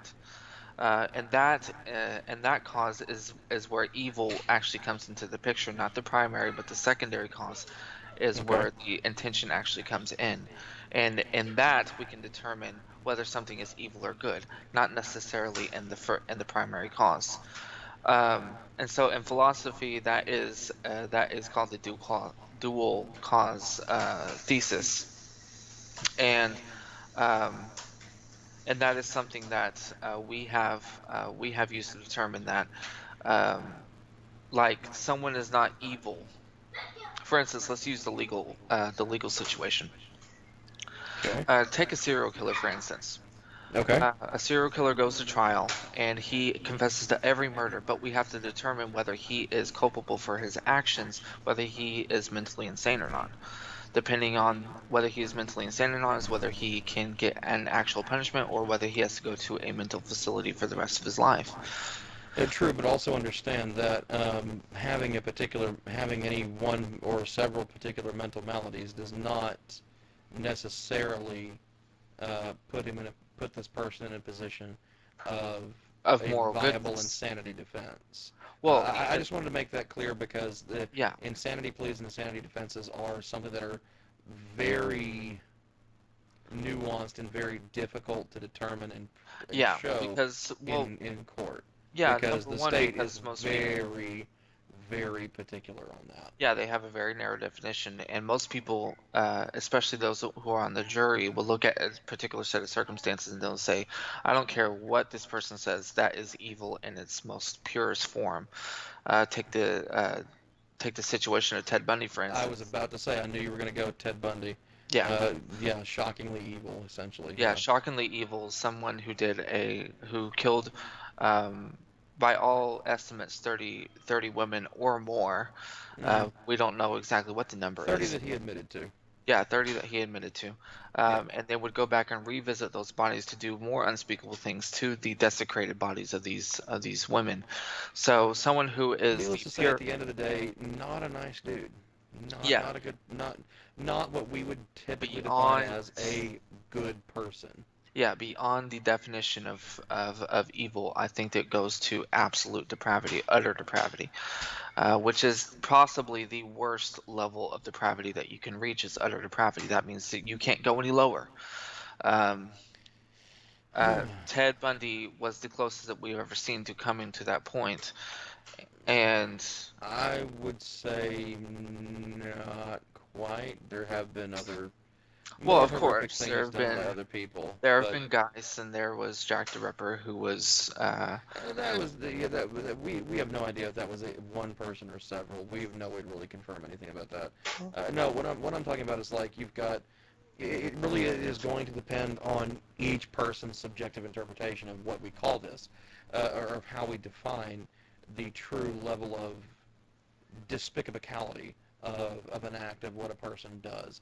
Because you have, people like Alexander Pichushkin from Russia. He killed 67 people, yet he claims to have killed over 200. I mean, so, some people would say that he is far worse than Bundy ever was, not because they think that anything Bundy did was more heinous or more despicable than Pichushkin, but that through the sheer body count that Pichushkin was the worst person out of the two. And so it does delve into subjectivity. It's going to end up in subjectivity.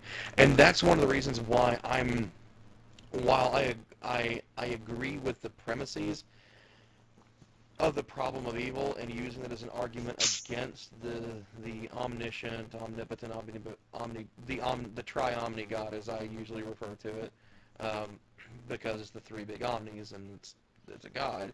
But at the same time, what I have a problem with is I don't see evil as something that exists. I see evil as a particular subjective interpretation of one's actions. No, I mean, take that as you will. Yes, I am a moral subjectivist. I mean, and so for most things, most people just refuse to have moral discussions with me because they make assumptions based on the fact that I am a moral subjectivist, which is kind of funny in all honesty. I mean, but ultimately, in my opinion, the naturalist, the materialist, whatever camp you want to put yourself in the skeptical philosophy, ultimately the only consistent, at least in my mind, the only consistent position to take is moral subjectivism. But even then, the existence of evil, or in your particular idea, the interpretation of something being evil, the subjectivism of evil. The interpretation of action, essentially, yeah. Yeah. So, whatever you want to call it,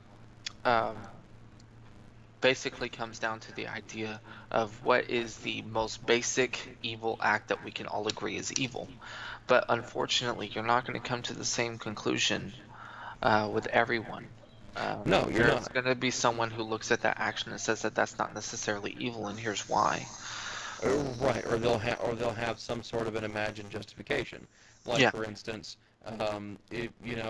we can all collectively as a society agree to some extent that killing another human being is an incorrect action. It is not a widely agreed upon good action.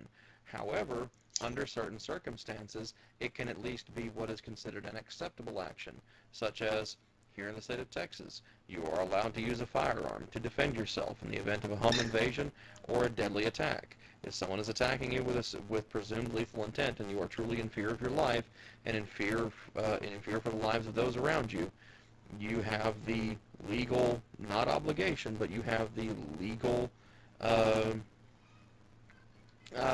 don't have a good word for this one, but you have the legal ability, I'll say that one. It's not a good term to use, but it's what I'm going to use today. You have the legal ability to engage in lethal force against that individual and kill them, end their life. Something that we as a society, in large part, agree is not a good thing, or is not, and that's why I don't like looking at things in terms of good or bad, in particular because of the inherent subjective definitions of good and bad. We have things that we define as correct actions and incorrect actions. To me, that removes as much emotion as possible from it, and so we can get as close to making actual objective statements about morality when you do something like that. Because, again, as we've already established earlier in the show, I'm very big on the English language, but I'm also very, very selective and very picky about what terms I use to say something. And I would necessarily agree with you, Yeah. But anyway. because I'm constantly trying to take emotion out of the conversation as well. Yeah, and Even within my own camp, is that I can't necessarily hold a position without having to be subjected to some scrutiny because of the theological positions I take. And I understand that that isn't necessarily a battle that you have to face on your own. right, I think that's something that everybody has to face. I mean, I honestly, like, I'm not going to tout myself as being the best at anything in particular, but I do believe that based on all the views that I hold, all the views that I have espoused, and how I have espoused them and described them to people through my interactions with the YouTube channel and my personal life, I do believe that at least at this point in time, I am holding what I determine to be the most internally and externally consistent model of reality. Now, I don't think that that makes me better than anybody else. I don't think that my model of reality is better than everybody's. There most likely is somebody out there with a better model than I have. But I would say, given all the available information and evidence that I have had access to over the course of my life and my education and my independent private studies and whatnot, that at the very least the views I espouse are fully consistent with each other. Though, I mean, that could always change. Someone could tell me that I'm not internally consistent, but it'd be interesting to see how they defend that point. I mean, all of us think that we can answer any question that's thrown at us, that we can defend our Oh, I know positions that to I the can't answer ultimate. every question. Like, there are tons of questions that I can't Yeah. answer, I'm And sure. that's where there's always going to be a level of doubt whether our position is truly internally consistent, because we can't answer every question. There's not No, going to and be that's an why I answer to say every that, question. like, and that's why I say I don't say that it is fully internally and externally consistent, but that it is to the best approximation, the best determination that I can make, the most consistent, Yeah. both internally and externally. And that's why I say the most, because that is subjective language, but it's also objective in that it is most. It is not saying certainly I have the most consistent anything, or I certainly have the consistent view. That Yeah. I don't think that's possible, because no single person can have all knowledge. There's always something else to be gained, something else to be learned. And also, our brains have a finite informational capacity. We are not always going to recall things that happened to us or that we experienced or learned even a couple of days ago. Memory is a faulty tool but it's one of the only tools that we have to interact with our universe, to interact with reality. And so we are forced to use it by simply an absence of anything else that's useful. And so in doing that, we have to arrive at what we feel is the most consistent, at the very least for us, and then test that by repeatedly smashing it headlong into everybody else's and see what holds up, what shakes loose, and what was total bullshit from the jump. Yeah, and you just literally described my apologetic methodology, so thank you for that. Um, Hey, you ended up setting up a solid layup for me. I guess I had to set one up for you accidentally too. So yeah, so and that's literally what I do. So whenever I take, let's say, your position and I compare it to mine, basically what I try to do is I try to take myself, step into your worldview, and try to determine where your worldview has its weakest points and where it is strongest. I don't like to most I people don't don't like like to dealing with mine, from what I've found. I don't know why. well, because you basically have a Frankenstein's monster of naturalism and atheism. I Um, guess I do. But yeah, I mean, I think that, but again, I adopt things from a scientific mindset, is that we should use what is useful and discard what isn't. If that results in this amalgamative monster at the end of it, then that's what we're left with. But, I mean, even taking this amalgamative monster that I've constructed of sorts for my own particular worldview, I mean, I've I've not been able to find very many points of inconsistency that are not answerable or accountable with just a few simple tweaks here and there. Yeah, and the it makes me wonder why more people don't do that. And the ultimate problem for most people in the philosophical realm is the idea of a deterministic God. Is basically the idea of determinism, period. Whether it be a form of fatalism, or whether it be a form of theistic determinism, or whether it be a form of compatibilism, people will typically have an issue with those ideas that basically their fates are not theirs to determine. And so they have an issue with it. They want to get away from it. And so they come up with all these concocted theories about how they are in control of their own destiny. And I think it's absurd. You need to take into account the things that are going to affect your everyday life and everyday future. Yeah, no, I agree with Things that. that are out of your control. And No, so, I agree with that. I agree that at the very least there are some levels of soft determinism and things like that. I have never held to and will never hold to a concept or interpretation of libertarian free will.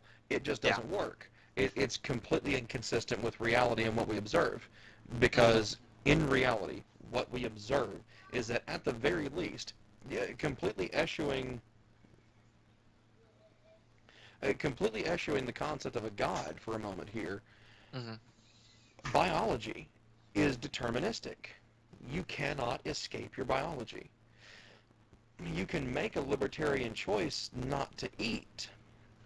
However, you're going to be fighting your biology every step of the way because you're biologically hardwired to eat, because that is how your particular mechanical or biomechanical structure takes in energy to continue its existence.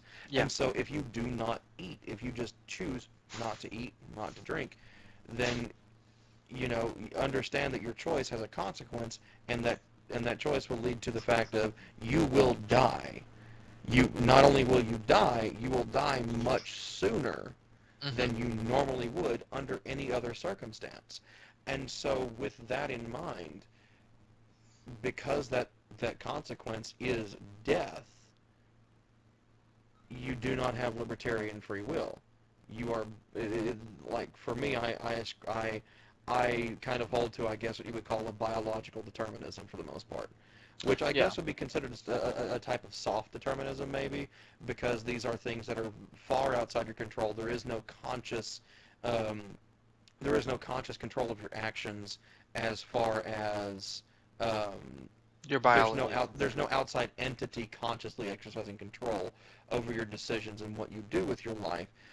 But it is something that is, for lack of a better term, to go back and use a matrix analogy, something that is baked into your programming. It's baked into your own internal software of things that you must do to continue existing.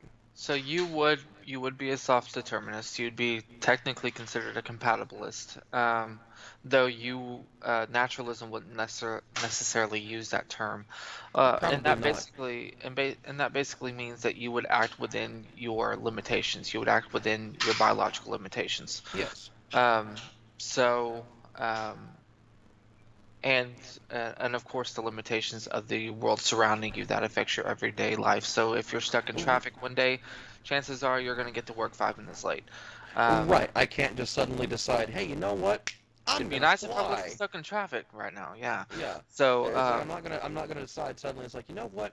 I'm gonna fly. Step out of my car and take off like friggin' Superman. It's not gonna happen. You cannot do that. Yeah. So you would be considered a soft determinist. I myself would be considered a soft determinist. I have the ability within my own, going back to moral agency, I have the ability within my own moral capacity to act within my nature. So I would agree. I would agree with that to an extent. I can agree. Like, I would say that I act according to my own nature as my nature has developed over the course of my life, just like yours has. But what I will say is, and here's where I guess the soft part of the soft determinism comes in, for me at least, is that I do have the capacity to act outside of my nature in extreme situations. Mm-hmm. For instance, like, I'm a fat guy. I don't run for fun, obviously. However, in an extreme situation of there is some animal trying to eat my ass, I am going to run. I'm going to make the unconscious decision to run like hell to avoid being eaten. Now, to some extent, that's going to be biologically hardwired, the fight or flight response. But at the same time, I am now acting somewhat outside of my conscious nature at that point.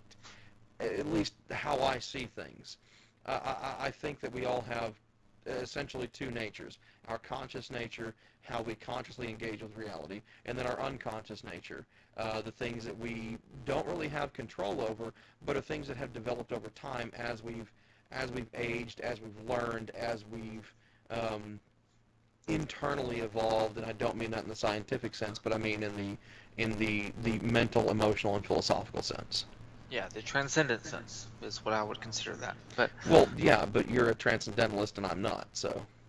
Not a hard transcendentalist. I do accept some of No, their but ideas. you do hold to Bonson's version of tag, and that's why I call you a transcendentalist. And so to me that to some degree is a bit of a distinction without a difference. But of course, there are different views on tag because, after all, look at Seitan Bruggencate and his nonsense. But let's not dive into that crap hole. Yeah, I'm not No, we're not going any further than the reference to his name, and that it is a different view from the typical analysis of the transcendental argument as put forth by Cornelius Van Til and systematized and expounded upon by Greg Bonson. Yeah, that's all I'm saying on that. And I appreciate that, because at least otherwise the whole show would just be about Seitan Bruggencate, and we'd both be like ragging on his ass the whole time. Yeah, I had several issues with Tim Bruggencate and his approach, so that would probably be the case. But for the most part, I would go a step further, and I would introduce God into the equation, which I understand that there would be a breach of Occam's razor, at least in your mind. Yes, that would be a breach. But ultimately, I would make the case that though Occam's razor is a logical idea, I don't necessarily think that it should apply in every sense, because when it comes to cases of reality, it doesn't need to apply. If something is real, but real, when it comes to cases of reality, especially when you look at scientific exploration, it holds incredibly consistently. Yeah, I have not seen a single instance where it has not been consistent and I'm not worked every time. And so I'm there's not no reason to assume that it won't work here. Yeah, and I'm not challenging that idea, that query, but I think in issues of philosophy, there's something different about empirical experience, such as scientific reason and evidences, where Occam's razor has been applied and has been proven accurate, and then there's a difference between that and philosophical inquiry, where it doesn't necessarily have to. We can stretch those borders a little bit, and we can reason outside the box, which is what philosophers, sorry, losing my words, I think it's the wine talking, have excelled at over the years. We always tend to think outside the box, and Occam's razor. Hey, put the bottle on the mic. We'll see what its opinion is. And Occam's razor is not necessarily something that we necessarily have to stay within if we realize that there could be reasons that a certain idea, such as the idea of God, is valid. So I do have to pause here for a moment, just because I something I have not actually detected in this particular whiskey in a while, and something I just kind of wanted to share with the group of sorts. I'm not sponsored in any way by anybody, because my channel is too small to warrant sponsorship for a damn thing, but it's something I would recommend to anyone who does like whiskey and is, of course, at least 21 or older, or at least at the age or above the age of majority in your respective country as far as liquor and drinking laws, I would definitely recommend the Foolproof 1792. If you can get a hold of a store pick, that would be pretty awesome too. The reason why I said it is because one of my favorite versions of whiskeys, or one of my favorite interpretations of whiskey, is Irish whiskey. Specifically that stuff that comes out of the Jameson distillery. Like, for instance, you'll see right here above my finger, you'll see an upside-down bottle of Green Spot from my last bottle down thing. And over here, also from the Jameson distillery, right over my finger, is a bottle of Redbreast 12. Fantastic. I do have other bottles of, like, just standard Jameson floating around the house here and there, but that's mostly for, like, mixers and stuff like that because it's been watered down so much there's no nuance to it. But it's still good. And the reason why I bring those two up is because the 1792 Foolproof is quite a bit higher proof than both of those. But at the same time, it still, even though it's not a Jameson product, retains that wonderful, almost like semi-spiced, nutmeg-spiced shortbread cookie kind of nose to it. And it really actually does bleed into the flavor as well. And so I highly recommend it, if you can get a hold of it. Sorry, that was just like an interesting observation that I had, and I wanted to bring a little levity to the situation for a moment. No, that's fine. You were talking about wine and then how it was talking for you for a moment, so I was like, you know what? Let's let the whiskey speak for itself for a moment. Well, I just completed my 4th class, which I told you I wasn't going to go on to number 4, but I did. So shoot me. But you're too far away. It's like I'm good with marksmanship, but I don't have an artillery battery in my backyard. Yeah, I think because the gun laws in the U.S. suck. I think 93 miles is a little bit extensive, isn't it? I don't know. I mean, but I'm willing to bet there's an artillery battery that could reach that far. Yeah, but for the most part, in philosophy, we try to get outside those bounds that necessarily that hold us into one particular field that we need to stay within. We like to get outside those bounds because that is where all the fun happens. That's where all the innovation happens. I love thought experiments. Yeah, they're one of my favorite things. Like when you talk about the trolley problem and stuff like that. In all honesty, I would say the most effective measure of any individual morality would be the shopping cart problem. You haven't heard of the shopping cart thing? I've heard of the trolley problem, but I'm pretty sure the shopping cart is rather new. So here's what it is. It's the shopping cart theory of morality. So a shopping cart, especially returning one, when you shop, you take your cart out to your car, you unload your groceries and whatnot, and you have two options. You can take the shopping cart to the cart return, or you can just leave it. You will not be judged for either of these two decisions. There is no consequence for either of those decisions. You either return the cart or you don't. To return the cart is effectively a moral act in that you are actively working towards not inconveniencing another person.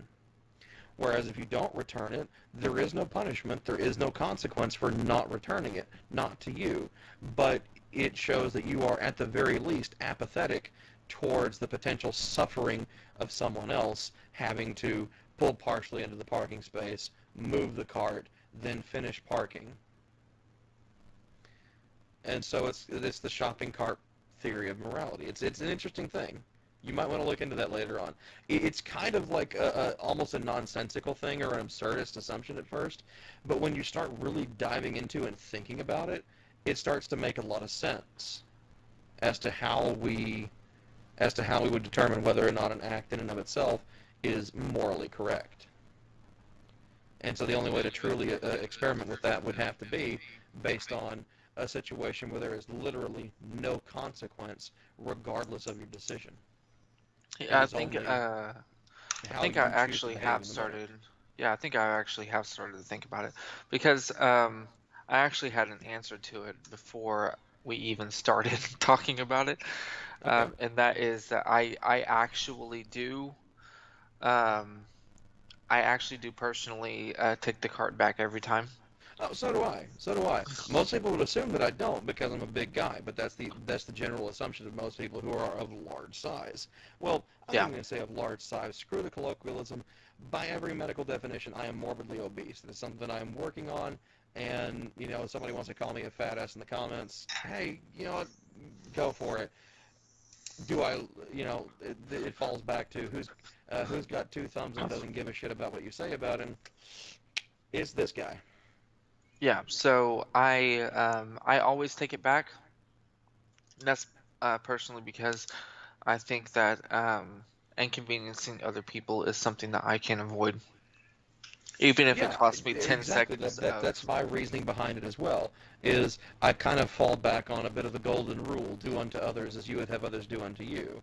Which Which, is a yes, I biblical know is a concept. biblical thing, but it's still something that is inherent to the human experience that I don't think is necessarily purely a biblical thing.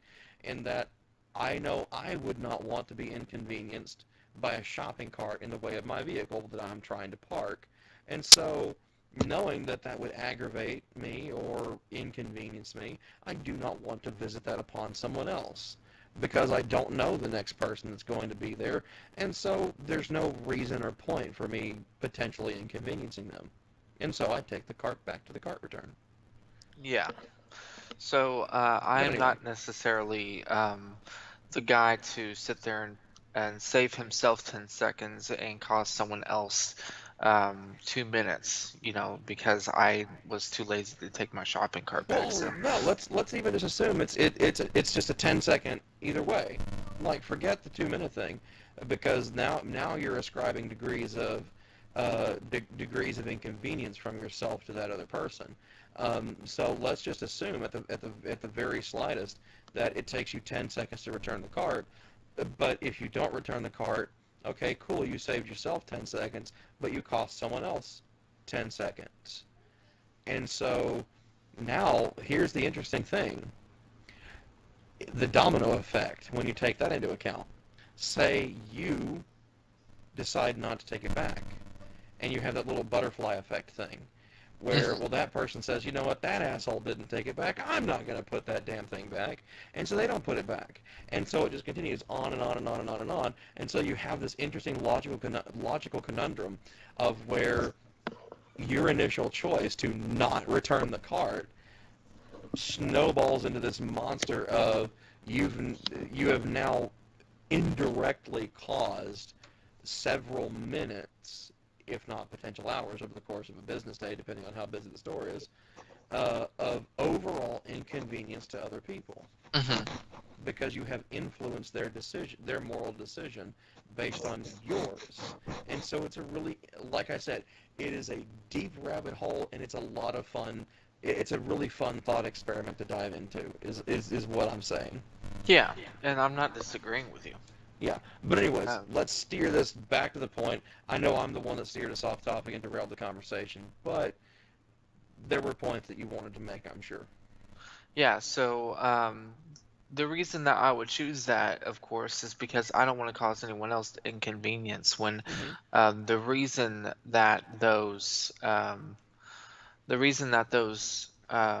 cart catchers are put out in the parking lot is so that we would have a responsible place to be a human being and think about others, and You're right. make the jobs of the of the Employees of the play. of the yeah, Yeah. whatever they call them, cart pushers. I don't know what they call them I anymore. always call them cart crashers because they're always crashing carts into each other and sometimes into Yeah, cars. But there again, you and I have both worked at a Walmart before, and at yeah, one point even the same Walmart. So I mean, like, we actually understand the shopping trolley or the shopping cart problem perhaps yeah, a bit better than others. And I yeah. think it's interesting.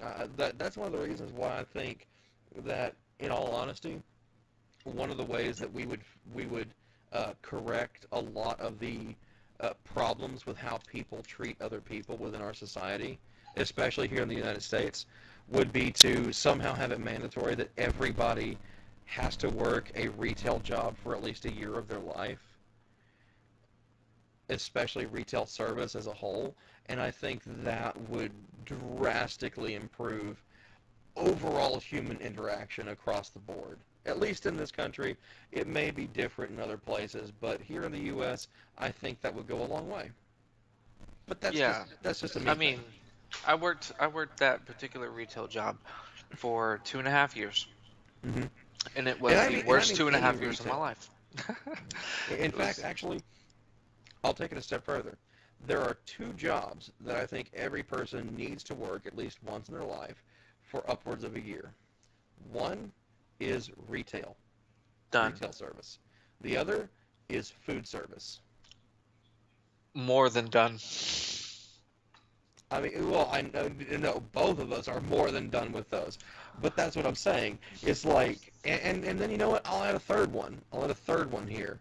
Um, over the phone customer service, especially when it deals with the tech industry, like a cable company or an internet service provider, because you would not, and really just any over the phone thing where it's inbound customer service calls, because that's where I see the greatest levels of disrespect happening.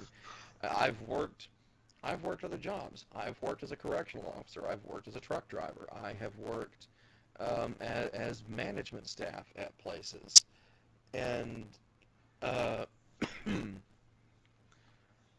it's like when I was a correctional officer, I have worked more than once with the STG on premises, the security threat groups dealing with internal prison cliques and prison gangs. I have experience in several fields, but it is in retail service, food service, and inbound customer call-in service that you see the greatest level of disrespect towards other human beings Yeah. on just a a societal level.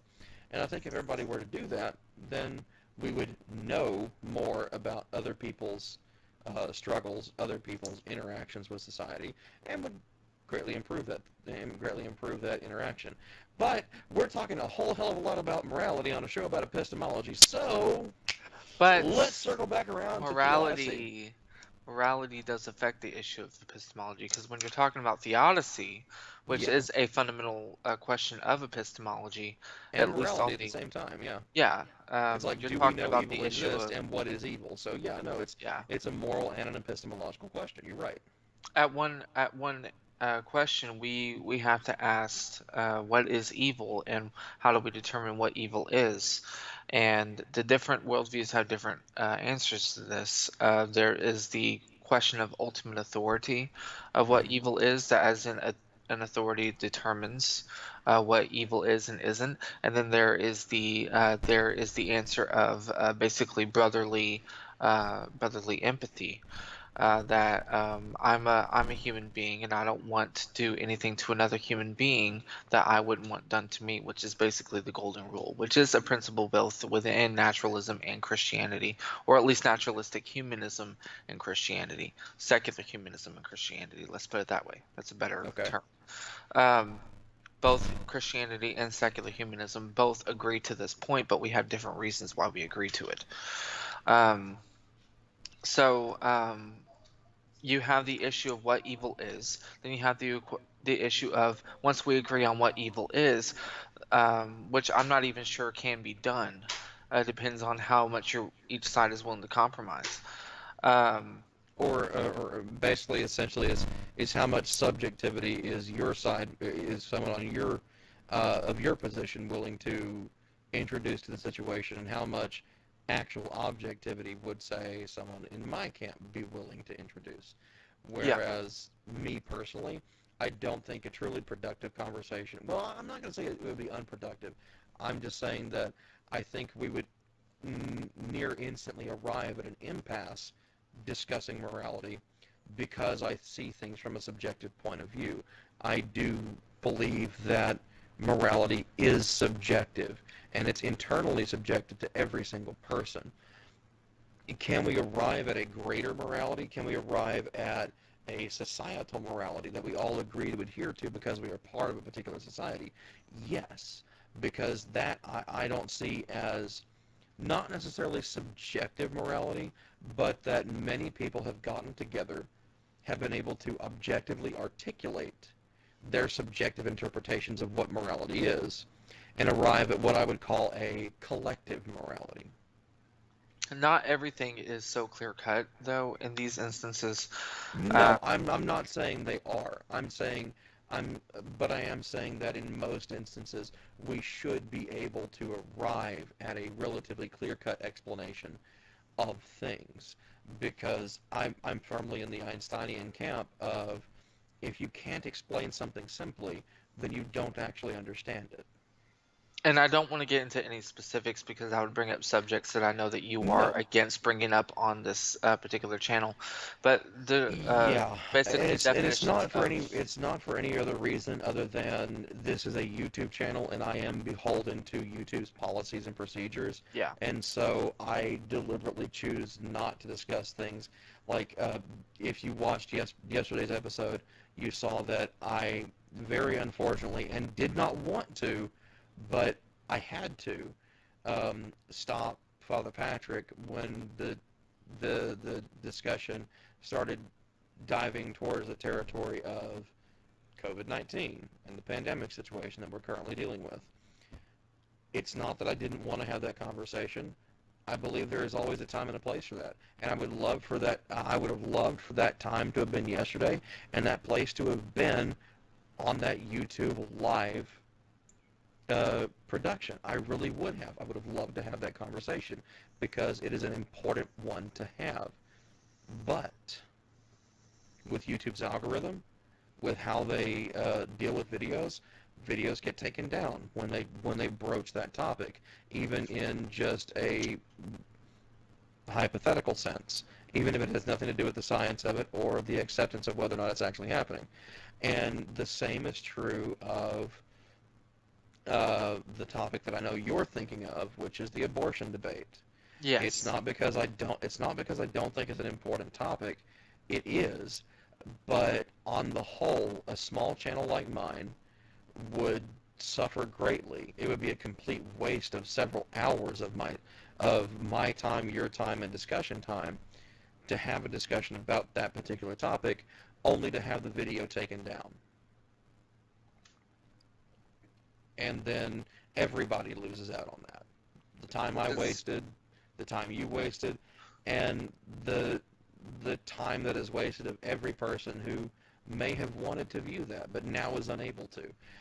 So there are severe problems that I have with YouTube's policies, and with Susan Wojcicki in particular. But I'm on the platform that she is the head of, so I am beholden to her policies and wishes. Which is why I wasn't going to mention any specific policies, but the question of when does life begin and when does it become evil to necessarily end that life? Right, is an important discussion. That's an important moral discussion that we need to have, and that is affected by whether you have religious convictions or not. And though there are people on both sides of both camps, such as the atheist side, there are people who are pro-life and pro-choice, and then there are people on the Christian side who are pro-life and pro-choice. So each side tends to favor one position over the other, statistically. So, and I think another one of the primary reasons why I choose not to have that particular discussion on my channel is more because I am not an authority on the topic, and with such a deep, nuanced, and controversial topic as that, it would need to be a roundtable discussion with multiple experts in the field to I think have a discussion that is possible to be productive. Am I against that? No. If I can get a hold of people who are truly expert in the field medically, scientifically, and biologically, and have that roundtable discussion, I would host that on this channel tomorrow if I could. But without having those individuals, I can't and I won't. because I believe my intellectual honesty and intellectual integrity would be on the line in that particular instance. Yeah, and I would agree with you, but my point was only that we can't come to these conclusions uh, unless we actually give you a firm definition of what the criteria for morality should be. And Right. when we have that criteria set, there has to be an open and honest dialogue. Um, Right. So, speaking of open and honest dialogue, let's dive back into theodicy. yeah, which this was all actually related to theodicy, though I some know. people might not see. I'm just steering it more distinctly back to it, just to be on the safe side. That's all. Yeah. So, wow, I'm seeing some comments on this YouTube feed that are interesting. But Oh, I know. They're great, aren't they? um, so and the issue is theodicy, Right now, which it's pretty much all KCA, Randy, and my little brother. That's the yeah, other person commenting. Um, yeah, and I noticed that we are having some trouble, it looks like. I think there's an issue with YouTube's ingestion server right now, so I do apologize to anybody who is having issues with viewing and is seeing either the RoboBro on my end or the Echo Tony from Anthony's side. I do see that over the course of this live stream, we have dropped close to 2,700 frames. That being said, I don't think it is that bad because the stream format is supposed to be in 1080-60 at this point, which has been doing pretty good and running relatively strong the entire time. So to only have dropped about 2,700 frames over the course of now almost 2.5 hours, I think we're doing pretty okay. Will it cause some problems in the viewing? Yeah, unfortunately, but I do apologize for that. Hopefully we won't see this problem next time around. We didn't yesterday. yeah, and it just happens to be an issue between us recording and and live streaming it to YouTube. It's not necessarily an issue between me and him because me and him are hearing each other just fine. Yeah, It's just well, an issue with the uploading. please, everybody, not in the chat, but please drop comments on the video itself and let me know if the chop is still happening and is still kind of crazy on there, because I do with every single live stream.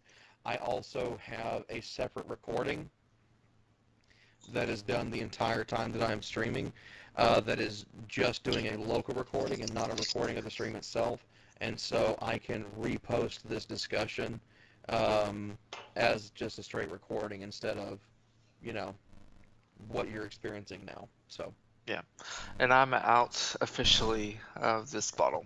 So I am nowhere near out of this. you're not gonna finish that tonight. No, because, well, it is. It literally is close to 10 times the strength of what you're drinking. So, Um, but anyways, back to the discussion at hand. yeah. Anyways, so ultimately, at the end of the day, if you want to go ahead and give an invitation to open up for questions of any of the 3 or 4 people that are watching right now. Yeah, there's 4 people watching right now, so yeah, if anybody wants to ask a question of Anthony specifically about morality or epistemology, or they want to ask a question of me, please go right ahead. Throw questions out there to kind of get back to things. I know epistemology is a bit more of a deep-dived and nuanced topic, but it is an important discussion to have. And in fact, you know what? Talking about theodicy and things like that, I would like to bring this thing up that I have come up with, or not necessarily. I did not come up with this. I did not invent this or create this in any way. This is something that I pulled off of Wikipedia, but the reason why I am pulling this off of Wikipedia is because every one of these seems to be very well sourced. We've got a reference from Toby Bettinson from Philosophy Compass, which is part of the Wiley Online Library. We've got Dittman, Volcker, and Tremblay in The Immorality of Theodicies. That's from a website, but you also see it from Secular Web, God and Moral Autonomy. This is from back in 1997, and also more from Secular Web, which those actually tend to be fairly scholarly. Um, and there's several other references, including Alvin Plantinga and Felix Christen. So that's the only reason why I'm going to go ahead and bring these up, because they seem to be solidly referenced. And I would like to know what you think about this, Anthony. So this is referred to as the disavowal of theodicy. This position argues from a number of different directions that the theodicy project is objectionable. W. Bettinson writes that the central theme of all anti-theodicies is that, quote, theodicies mediate a praxis that sanctions evil, end quote. A theodicy may harmonize God with the existence of evil, but it can be said that it does so at the cost of nullifying morality. Most theodicies assume that wherever evil there is, or that whatever evil there is, exists for the sake of some greater good. But if that is so, then it appears humans have no duty to prevent it. For in preventing evil, we would also prevent the greater good for which the evil is required. Even worse, it seems that any action can be rationalized, for if one succeeds in performing an evil act, then God has permitted it, and so it must be for the greater good. From this line of thought, one may conclude that, as these conclusions violate our basic moral intuitions, no greater good theodicy is true, and God does not exist. Alternatively, one may point out that greater good theodicies lead us to see every conceivable state of affairs as compatible with the existence of God, and in that case the notion of God's goodness is rendered meaningless. Now that's the first paragraph, so I'd like your take on that, and then I'll provide the second paragraph, because it delves a tiny bit more into Bettinson, and then Plantinga gets brought into the discussion as well a little bit. Okay, so number one, I want to present the idea that some of the assumptions that were mentioned in that first paragraph I would actually agree with. So I don't think that necessarily, I don't necessarily agree with the idea of not fighting back against evil.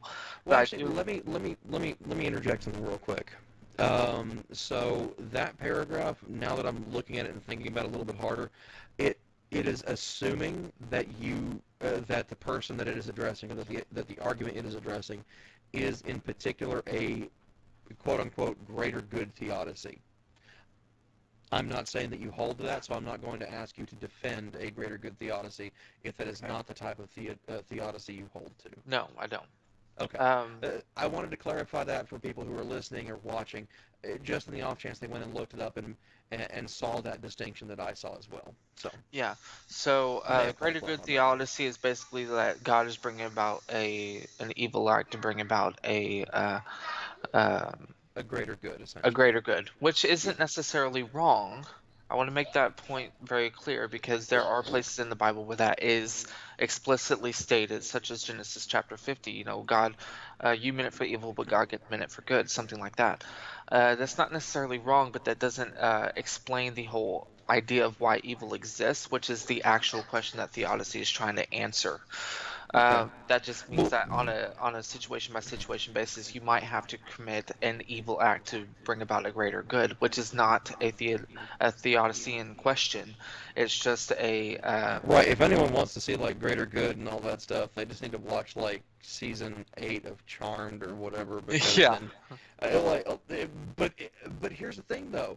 It sounds atrocious and obnoxious, but in all honesty, that season, with looking at the two alternate dimensions, essentially, of Charmed, it actually really delved, interestingly, into a lot of these theodicy. Yeah. Like you have the white lighter and the dark lighters, and it's like, you know, to maintain balance, the dark lighter must commit an act of great good, whereas the white lighter must commit an act of great evil to restore balance. Yeah, so it was an insanely stupid reference, but it very, very intriguingly and pretty succinctly captures the idea of a greater good theodicy into that. Yeah, so that was really weird, but also kind of cool that pop culture managed to nail something. But yeah. The reason why I wanted to interrupt you that was just kind of an afterthought, was my little brother asked a question for you. He says for Tony, because he shortens everybody's name.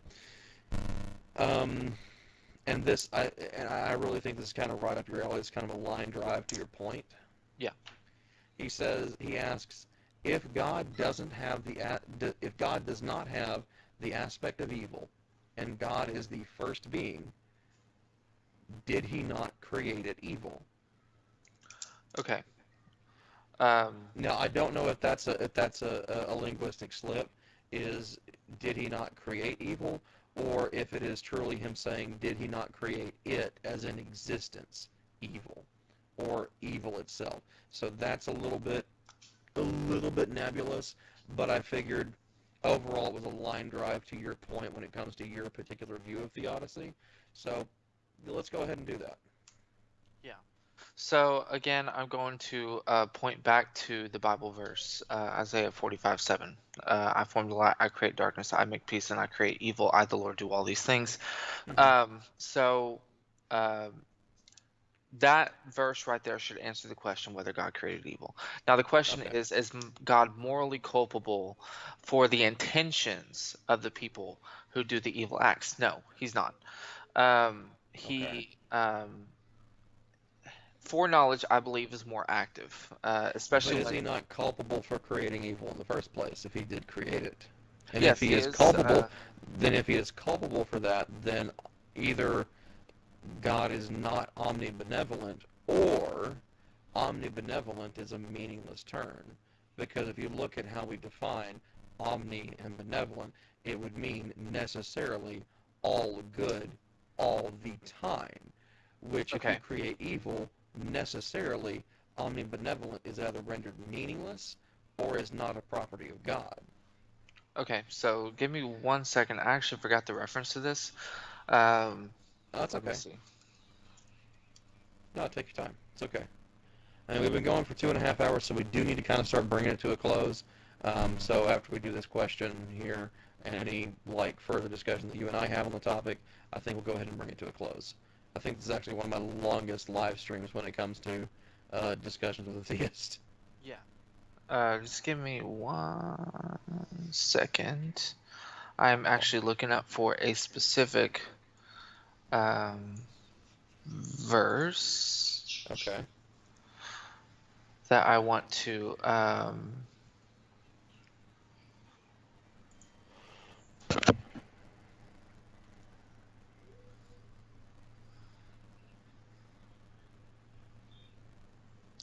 Okay, so this is officially the longest discussions with a theist episode. Yeah. So I found it. Psalm 11:5. The Lord tests the righteous, but his soul hates the wicked and the one who loves violence. So no, God is not omnibenevolent. Okay. Well, there you go. So but at that point, my question would have to come down to why are we seeing all these omnibenevolence arguments? Because when you talk to some of the biggest names in the field, I'm not saying that they are the authorities, so as to avoid an appeal to authority fallacy on this, but individuals such as William Lane Craig, individuals such as Alvin Plantinga, and other apologists in the field. I don't think Doug Wilson has delved into this one. Doug Wilson would actually say that he upholds omnibenevolence, but not in the way that you would think. So I would say, yeah, I would say at that point you're either doing mental gymnastics or you're redefining omnibenevolence to such an extent as omnibenevolence not actually having the way that Doug Wilson defines omnibenevolence, which I would probably actually agree with in his necessarily definition, is that God is love and God is pure love, and so therefore God is all love. Well, at that point, that's not omnibenevolence. That is omni-loving, I guess you could say. Yeah, in a way. So, But even so, that verse that you brought up, it seems to counter that. And that you said he does not love those that commit sin or something like that. But his soul hates the wicked and the one who loves violence. At that point, then he's not all loving.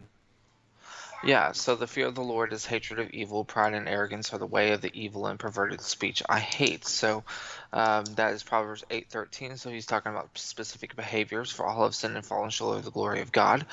True, That's but that Romans also seems to 6:23. kind of fly in the face of Wilson's point at that particular juncture. Yeah, so, and this is a very explicit verse right here, Psalm 5:5. The boastful shall not stand before your eyes. You hate all evildoers. Yeah.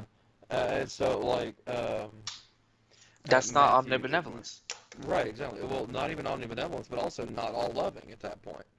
Yeah, he has a specific hate for people who sin.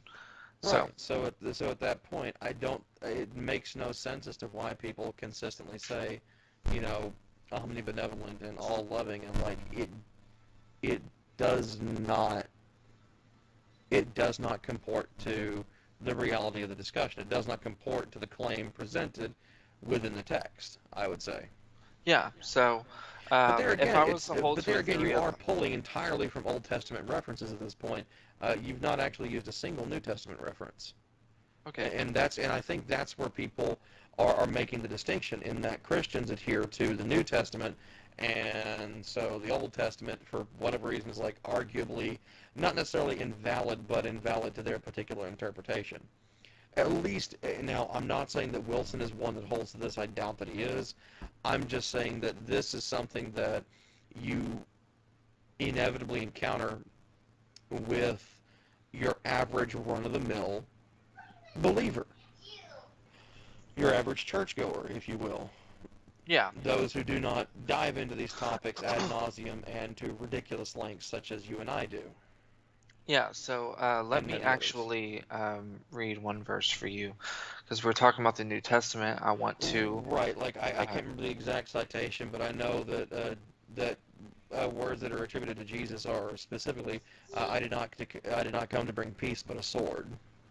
well, yeah, there's Like that, that and there's, alone would destroy omnibenevolence and all loving with that one statement yeah. in the New Testament. So And just so keeping it all in one package, go if for we it. want a couple of them. Or do you not Oh, know sure. that the unrighteous shall not inherit the kingdom of God?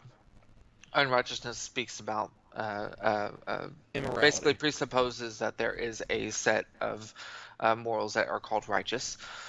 Do not be True, but that doesn't necessarily indicate a lack of omnibenevolence or a lack of all lovingness. It just says that they will not inherit it. So hold on, it's kind of a personal distancing of sorts. hold on.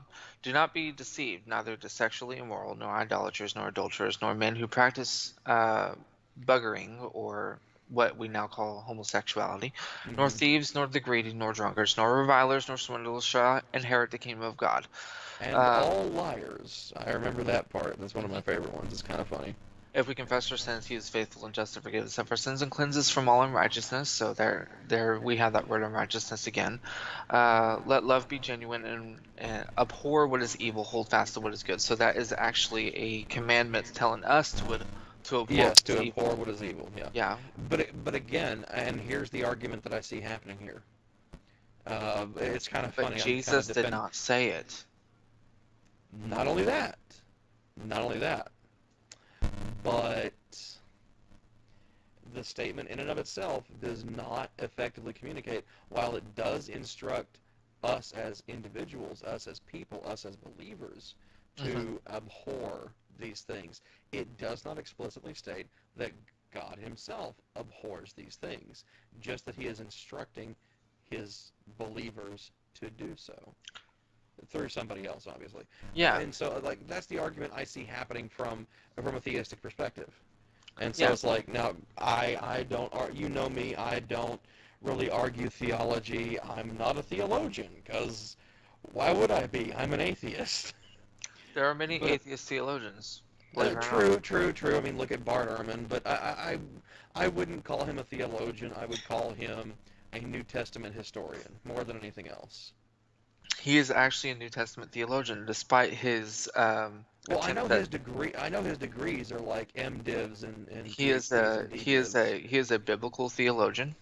He studies biblical theology. He's not a systematic theologian. He is a biblical theologian. Okay.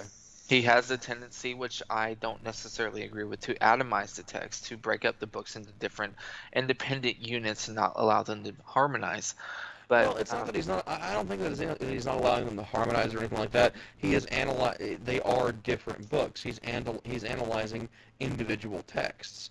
Like yeah, for instance, you know, it's okay to allow harmonization or to deal with multiple aspects of, say, when you're looking at the works of J.R.R. Tolkien. You know, you can perform a literary analysis on all three Lord of the Rings, including The Hobbit, um, and I'd say that that's entirely viable to do so, as from a textual criticism point of view, because you are this we know, we can show, we can demonstrate that all of these books were written by the same individual. Whereas I think it would be incorrect, or not necessarily intellectually dishonest, but intellectually compromising. It would compromise intellectual honesty to say, analyze Matthew, Mark, and Luke side by side under the assumption that this is all written by the same people, or that these people are all writing from the same perspective, which is clear that they are not. And so they must be textually criticized or textually analyzed independent of each other, as independent corroborative sources if you're trying to corroborate anything in particular. yeah. I So mean, because even Bart Ehrman doesn't count the Synoptic Gospels as actual evidence for the existence of Jesus. He counts them as testimony. He counts them as attestations. He counts them as claims. But where he draws most of his, or what I've seen most of his evidence from, or what he declares as evidence, would be from other first and second century writings expounding upon the views derived or stated within the Synoptic Gospels. People who, on the surface, supposedly knew some of the 12, such as specifically Polycarp and the disciple John. But anyways, or not Polycarp, Ignatius. I'm sorry, I keep getting those mixed up sometimes. I mean, Polycarp would actually be the one that you would want to refer to, since Polycarp was the one that originally studied under John. But Oh, okay. Yeah, that's one thing I always end up messing up Ignatius is one removed. Polycarp is the right. Ignatius studied under Polycarp. Polycarp supposedly studied under John himself. Yeah, yeah the elder John, as he referred to him, if I remember right. John the Elder. Yeah. Anyway, so we're left with this conundrum of Jesus did give an entire discourse in John 3, which, by the way, contains the most famous verse in the New Testament, but not a verse that is actually read in its context. Because if they did read it in its context, they would understand that there is such a thing as damnation. There is such a thing as God's hatred of sin and those who commit that sin. So we all know John 3:16, but do we know John 3:17, 18, 19, 36, etc.? So I would say, if anyone wants a very clear representation of the full picture of who God is, read the entire chapter of John 3. yeah. The entire idea of the idea of God that John had, read the entire chapter of John 3. Starts with Jesus giving Nicodemus the soliloquy of the fountain of living water, and that basically one is born of the water and of the Spirit. And then it goes into the idea of God loving the world. Then it goes into the idea of God condemning people for not believing in Him. So this is actually the same place. Hey, bud. This is actually the same place that people get the idea of a tyrannical God, because all these people are doing is rejecting that He exists, and all of a sudden now we are condemned. That's pretty tyrannical in a lot of people's minds. So the rejection of the rejection of governments and so, of a particular form of governance, and then suddenly being told that, well, okay, congratulations, you're all going to prison, where you will die for eternity and be damned for all of eternity. Yeah, that's incredibly tyrannical when you really look at it just on its face. Yeah, so a lot of people don't like that concept, and of course this would go back to the idea. Sorry, You're okay. this would go back to the idea of I can't get my thoughts straight. This would go back to the idea of a first and secondary cause. There we go. A first and Okay. secondary cause, that we come to the idea that, you know, there is a primary reason behind why something happens, and a secondary reason or a secondary intention behind a lot of these actions. So we come to this conclusion because this is basically how anything works. You know, we want a certain thing to happen, but we don't necessarily intend for a certain thing to happen under such evil circumstances, which is unfortunate in a lot of cases. But that basically defines what government is ultimately. You know, the government says a certain thing should happen, but they don't necessarily tell us how a certain thing is going to happen.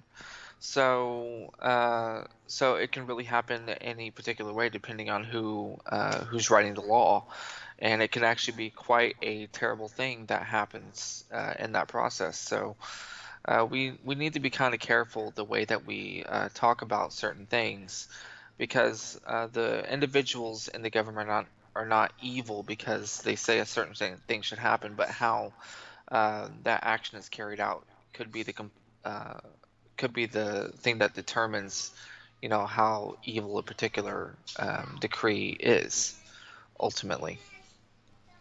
Okay. So, I'm going to read this last paragraph that I see of the disavowal of theodicy in Wikipedia. This is the one where Plantinga comes in, and I figured you might be interested in it. And also, we're going to try to keep it to about 5 or so minutes in total. I figured, you know, it's getting close to 5 o'clock. It might be a good idea to go ahead and call it to a close there. That would mean we've been streaming for roughly 3 hours at this point. Yeah. Which, like I said, is still the longest running discussion of theists I've ever had. I definitely do want to continue this discussion further in another episode. We definitely can. And so we can delve more into epistemology. There will definitely be an epistemology part 2, for sure. Anyway. Yeah. And let's before we end the stream, let's go ahead and address a couple of questions that are in the chat, because I do see a couple. Okay, yeah, no, we'll do that. I wanted the paragraph first, and like I said, around 5 o'clock, because I'm not gonna use that as a hard limit here. So here's out of the paragraph. This is the one that I think might be most relevant to you. Bettinson also says there is a, quote, rich theological tradition of anti-theodicy, end quote. For many theists, there is no seamless theodicy that provides all answers, nor do 21st century theologians think there should be.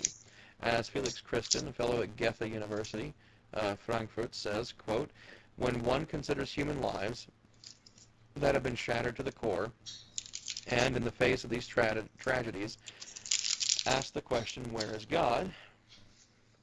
We would do well to stand with poet and Holocaust survivor Nellie Sachs, as she says, we don't really know, end quote. Contemporary theodicians, I'm not sure how to pronounce that word. Theodicians? Theodicians, okay, cool. Such as Alvin Plantinga, describe having doubts about the enterprise of theodicy in the, quote, in the sense of providing an explanation of these precise reasons why there is evil in the world, end quote. Plantinga's ultimate response to the problem of evil is that it is not a problem that can be solved. Christians simply cannot claim to know the answer to the why of evil. Plantinga stresses that this is why he does not proffer a theodicy, but only a defense of the logic of theistic belief. I'm actually inclined to agree with his take on that in particular, at least when it comes to that. Now, that could be an outdated interpretation of Plantinga's work. I know that he is still a rather prolific writer even today. So, of course, feel free to correct that assumption or that interpretation if it indeed is outdated. It's not outdated. And in fact, I would agree with him. It's not a problem that everyone's going to get absolute certainty on, Okay. and it's not going to please everyone to hear what the most popular answers are. We already know what the most popular answer to this question is, and that is the free will defense. That's the most popular answer to the question of theodicy, and it's not going to change. So ultimately, I would agree with that assumption. Okay. So, again, also to everybody that is watching right now, I know we've got 4 viewers. If you do have a question, please feel free to throw it down in the chat. We don't have a lot of activity in there, so I can definitely get us to every single one of the questions. Just make sure to state who the question is for. I mean, given how differing Anthony and I are on opinions when it comes to epistemology and morality, it should be pretty obvious, but for the sake of continuity and saving us a little bit of time, go ahead and throw out who your intended question is for. That being said, there's only one question in the chat right now that I'm seeing, and that is also from my younger brother. Says, for Anthony, if God is all-knowing and all-good, how can hell exist? And let those whom he knows will not enslave themselves to him be born and go to hell. Interesting choice of words.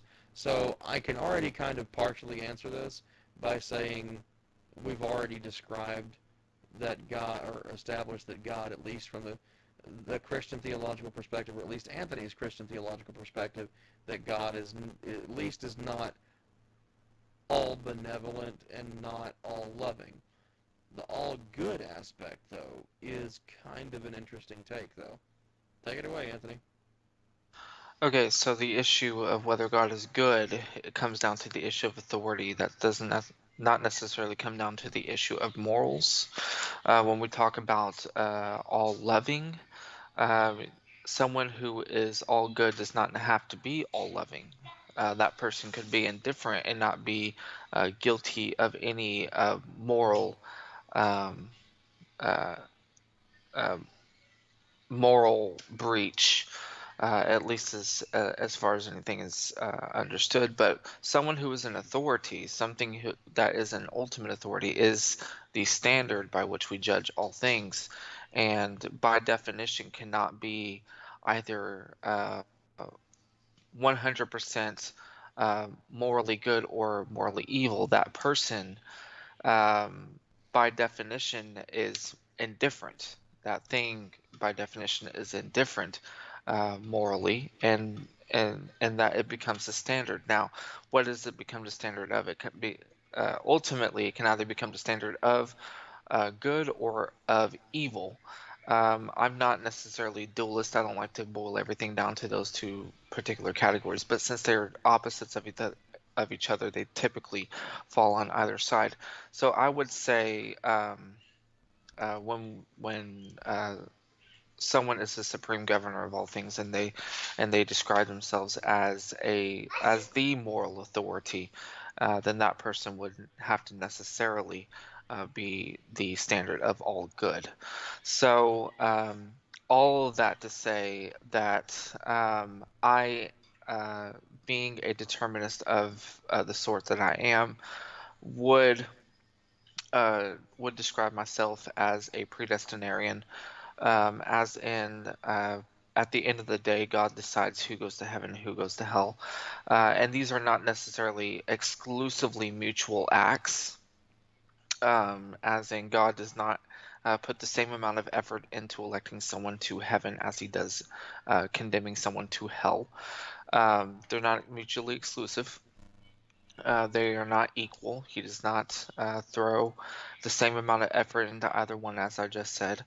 Um, uh, he basically he elects certain people to heaven and he passes over others to condemnation, and that is, I believe, a very tragic and awful decree, but it is something that I do believe does happen, and I would agree with Calvin when he says that certain people are doomed from the womb to go to hell, and it's nothing that I make a qualm about. I would like for there to be another option there, but when we're talking about an omniscient God, we can't necessarily use any other language. I think that it is cowardly to use any other language to describe it. So um, ultimately, this does not impugn God's character, but it does open some questions for the theist, and I want to be completely honest about that. Yeah, no, I'm glad that you are completely honest about those things, because no, those are indeed strong points that I try to bring up that most people try to completely and utterly avoid, and that is the problems of, if God is omniscient, then God knew before creating the universe that I would be an atheist and that you would be a theist, Hmm. no matter what, which means that just through the fact of knowing that, that is now an inescapable fact, because if God is all-knowing, he must know all things all the time, which means that that knowledge cannot be imprecise. That knowledge cannot be imperfect. And Yeah. so, otherwise, it's not God. It's not a God that we're dealing with. And so, with that in mind, it is, to me, I guess if you want to talk about morality for a moment, it would be one of the most morally unfathomable and morally incorrect things for God to have created me just to go to hell. Yeah. And who says that's the only reason why he created you? Um, No, I'm not saying that that may be the only reason, if for sake of argument such a deity exists, but certainly put me here, and then my end result is going to hell. At least if I were to die today, for certain, if a Christian God existed, eternal damnation would be what awaits me at that point. yes, and it would. And you know what? That would all be for his good pleasure.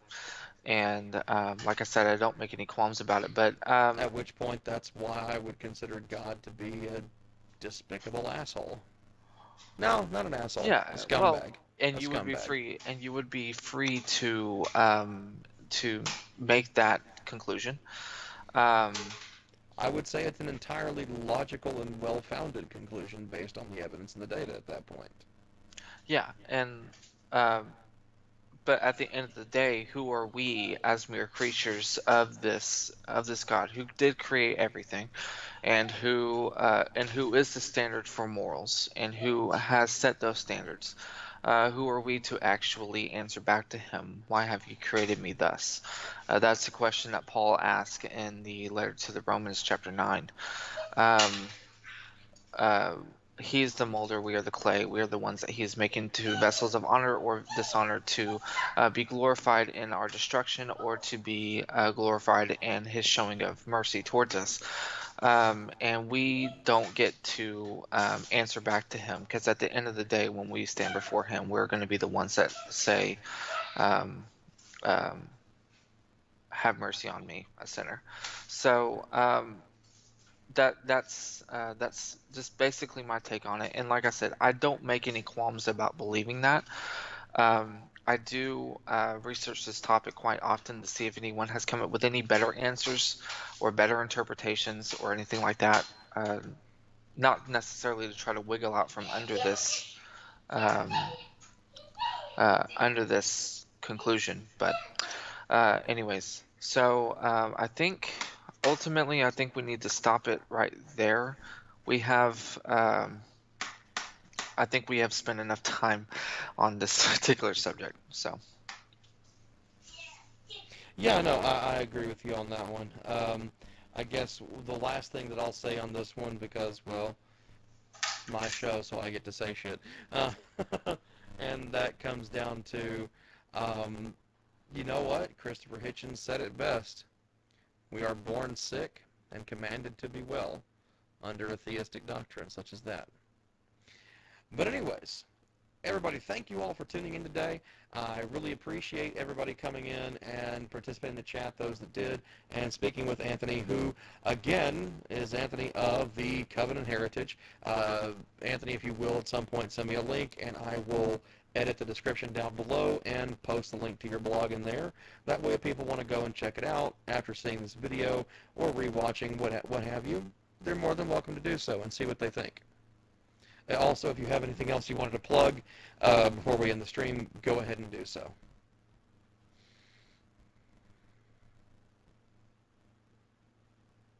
You're muted.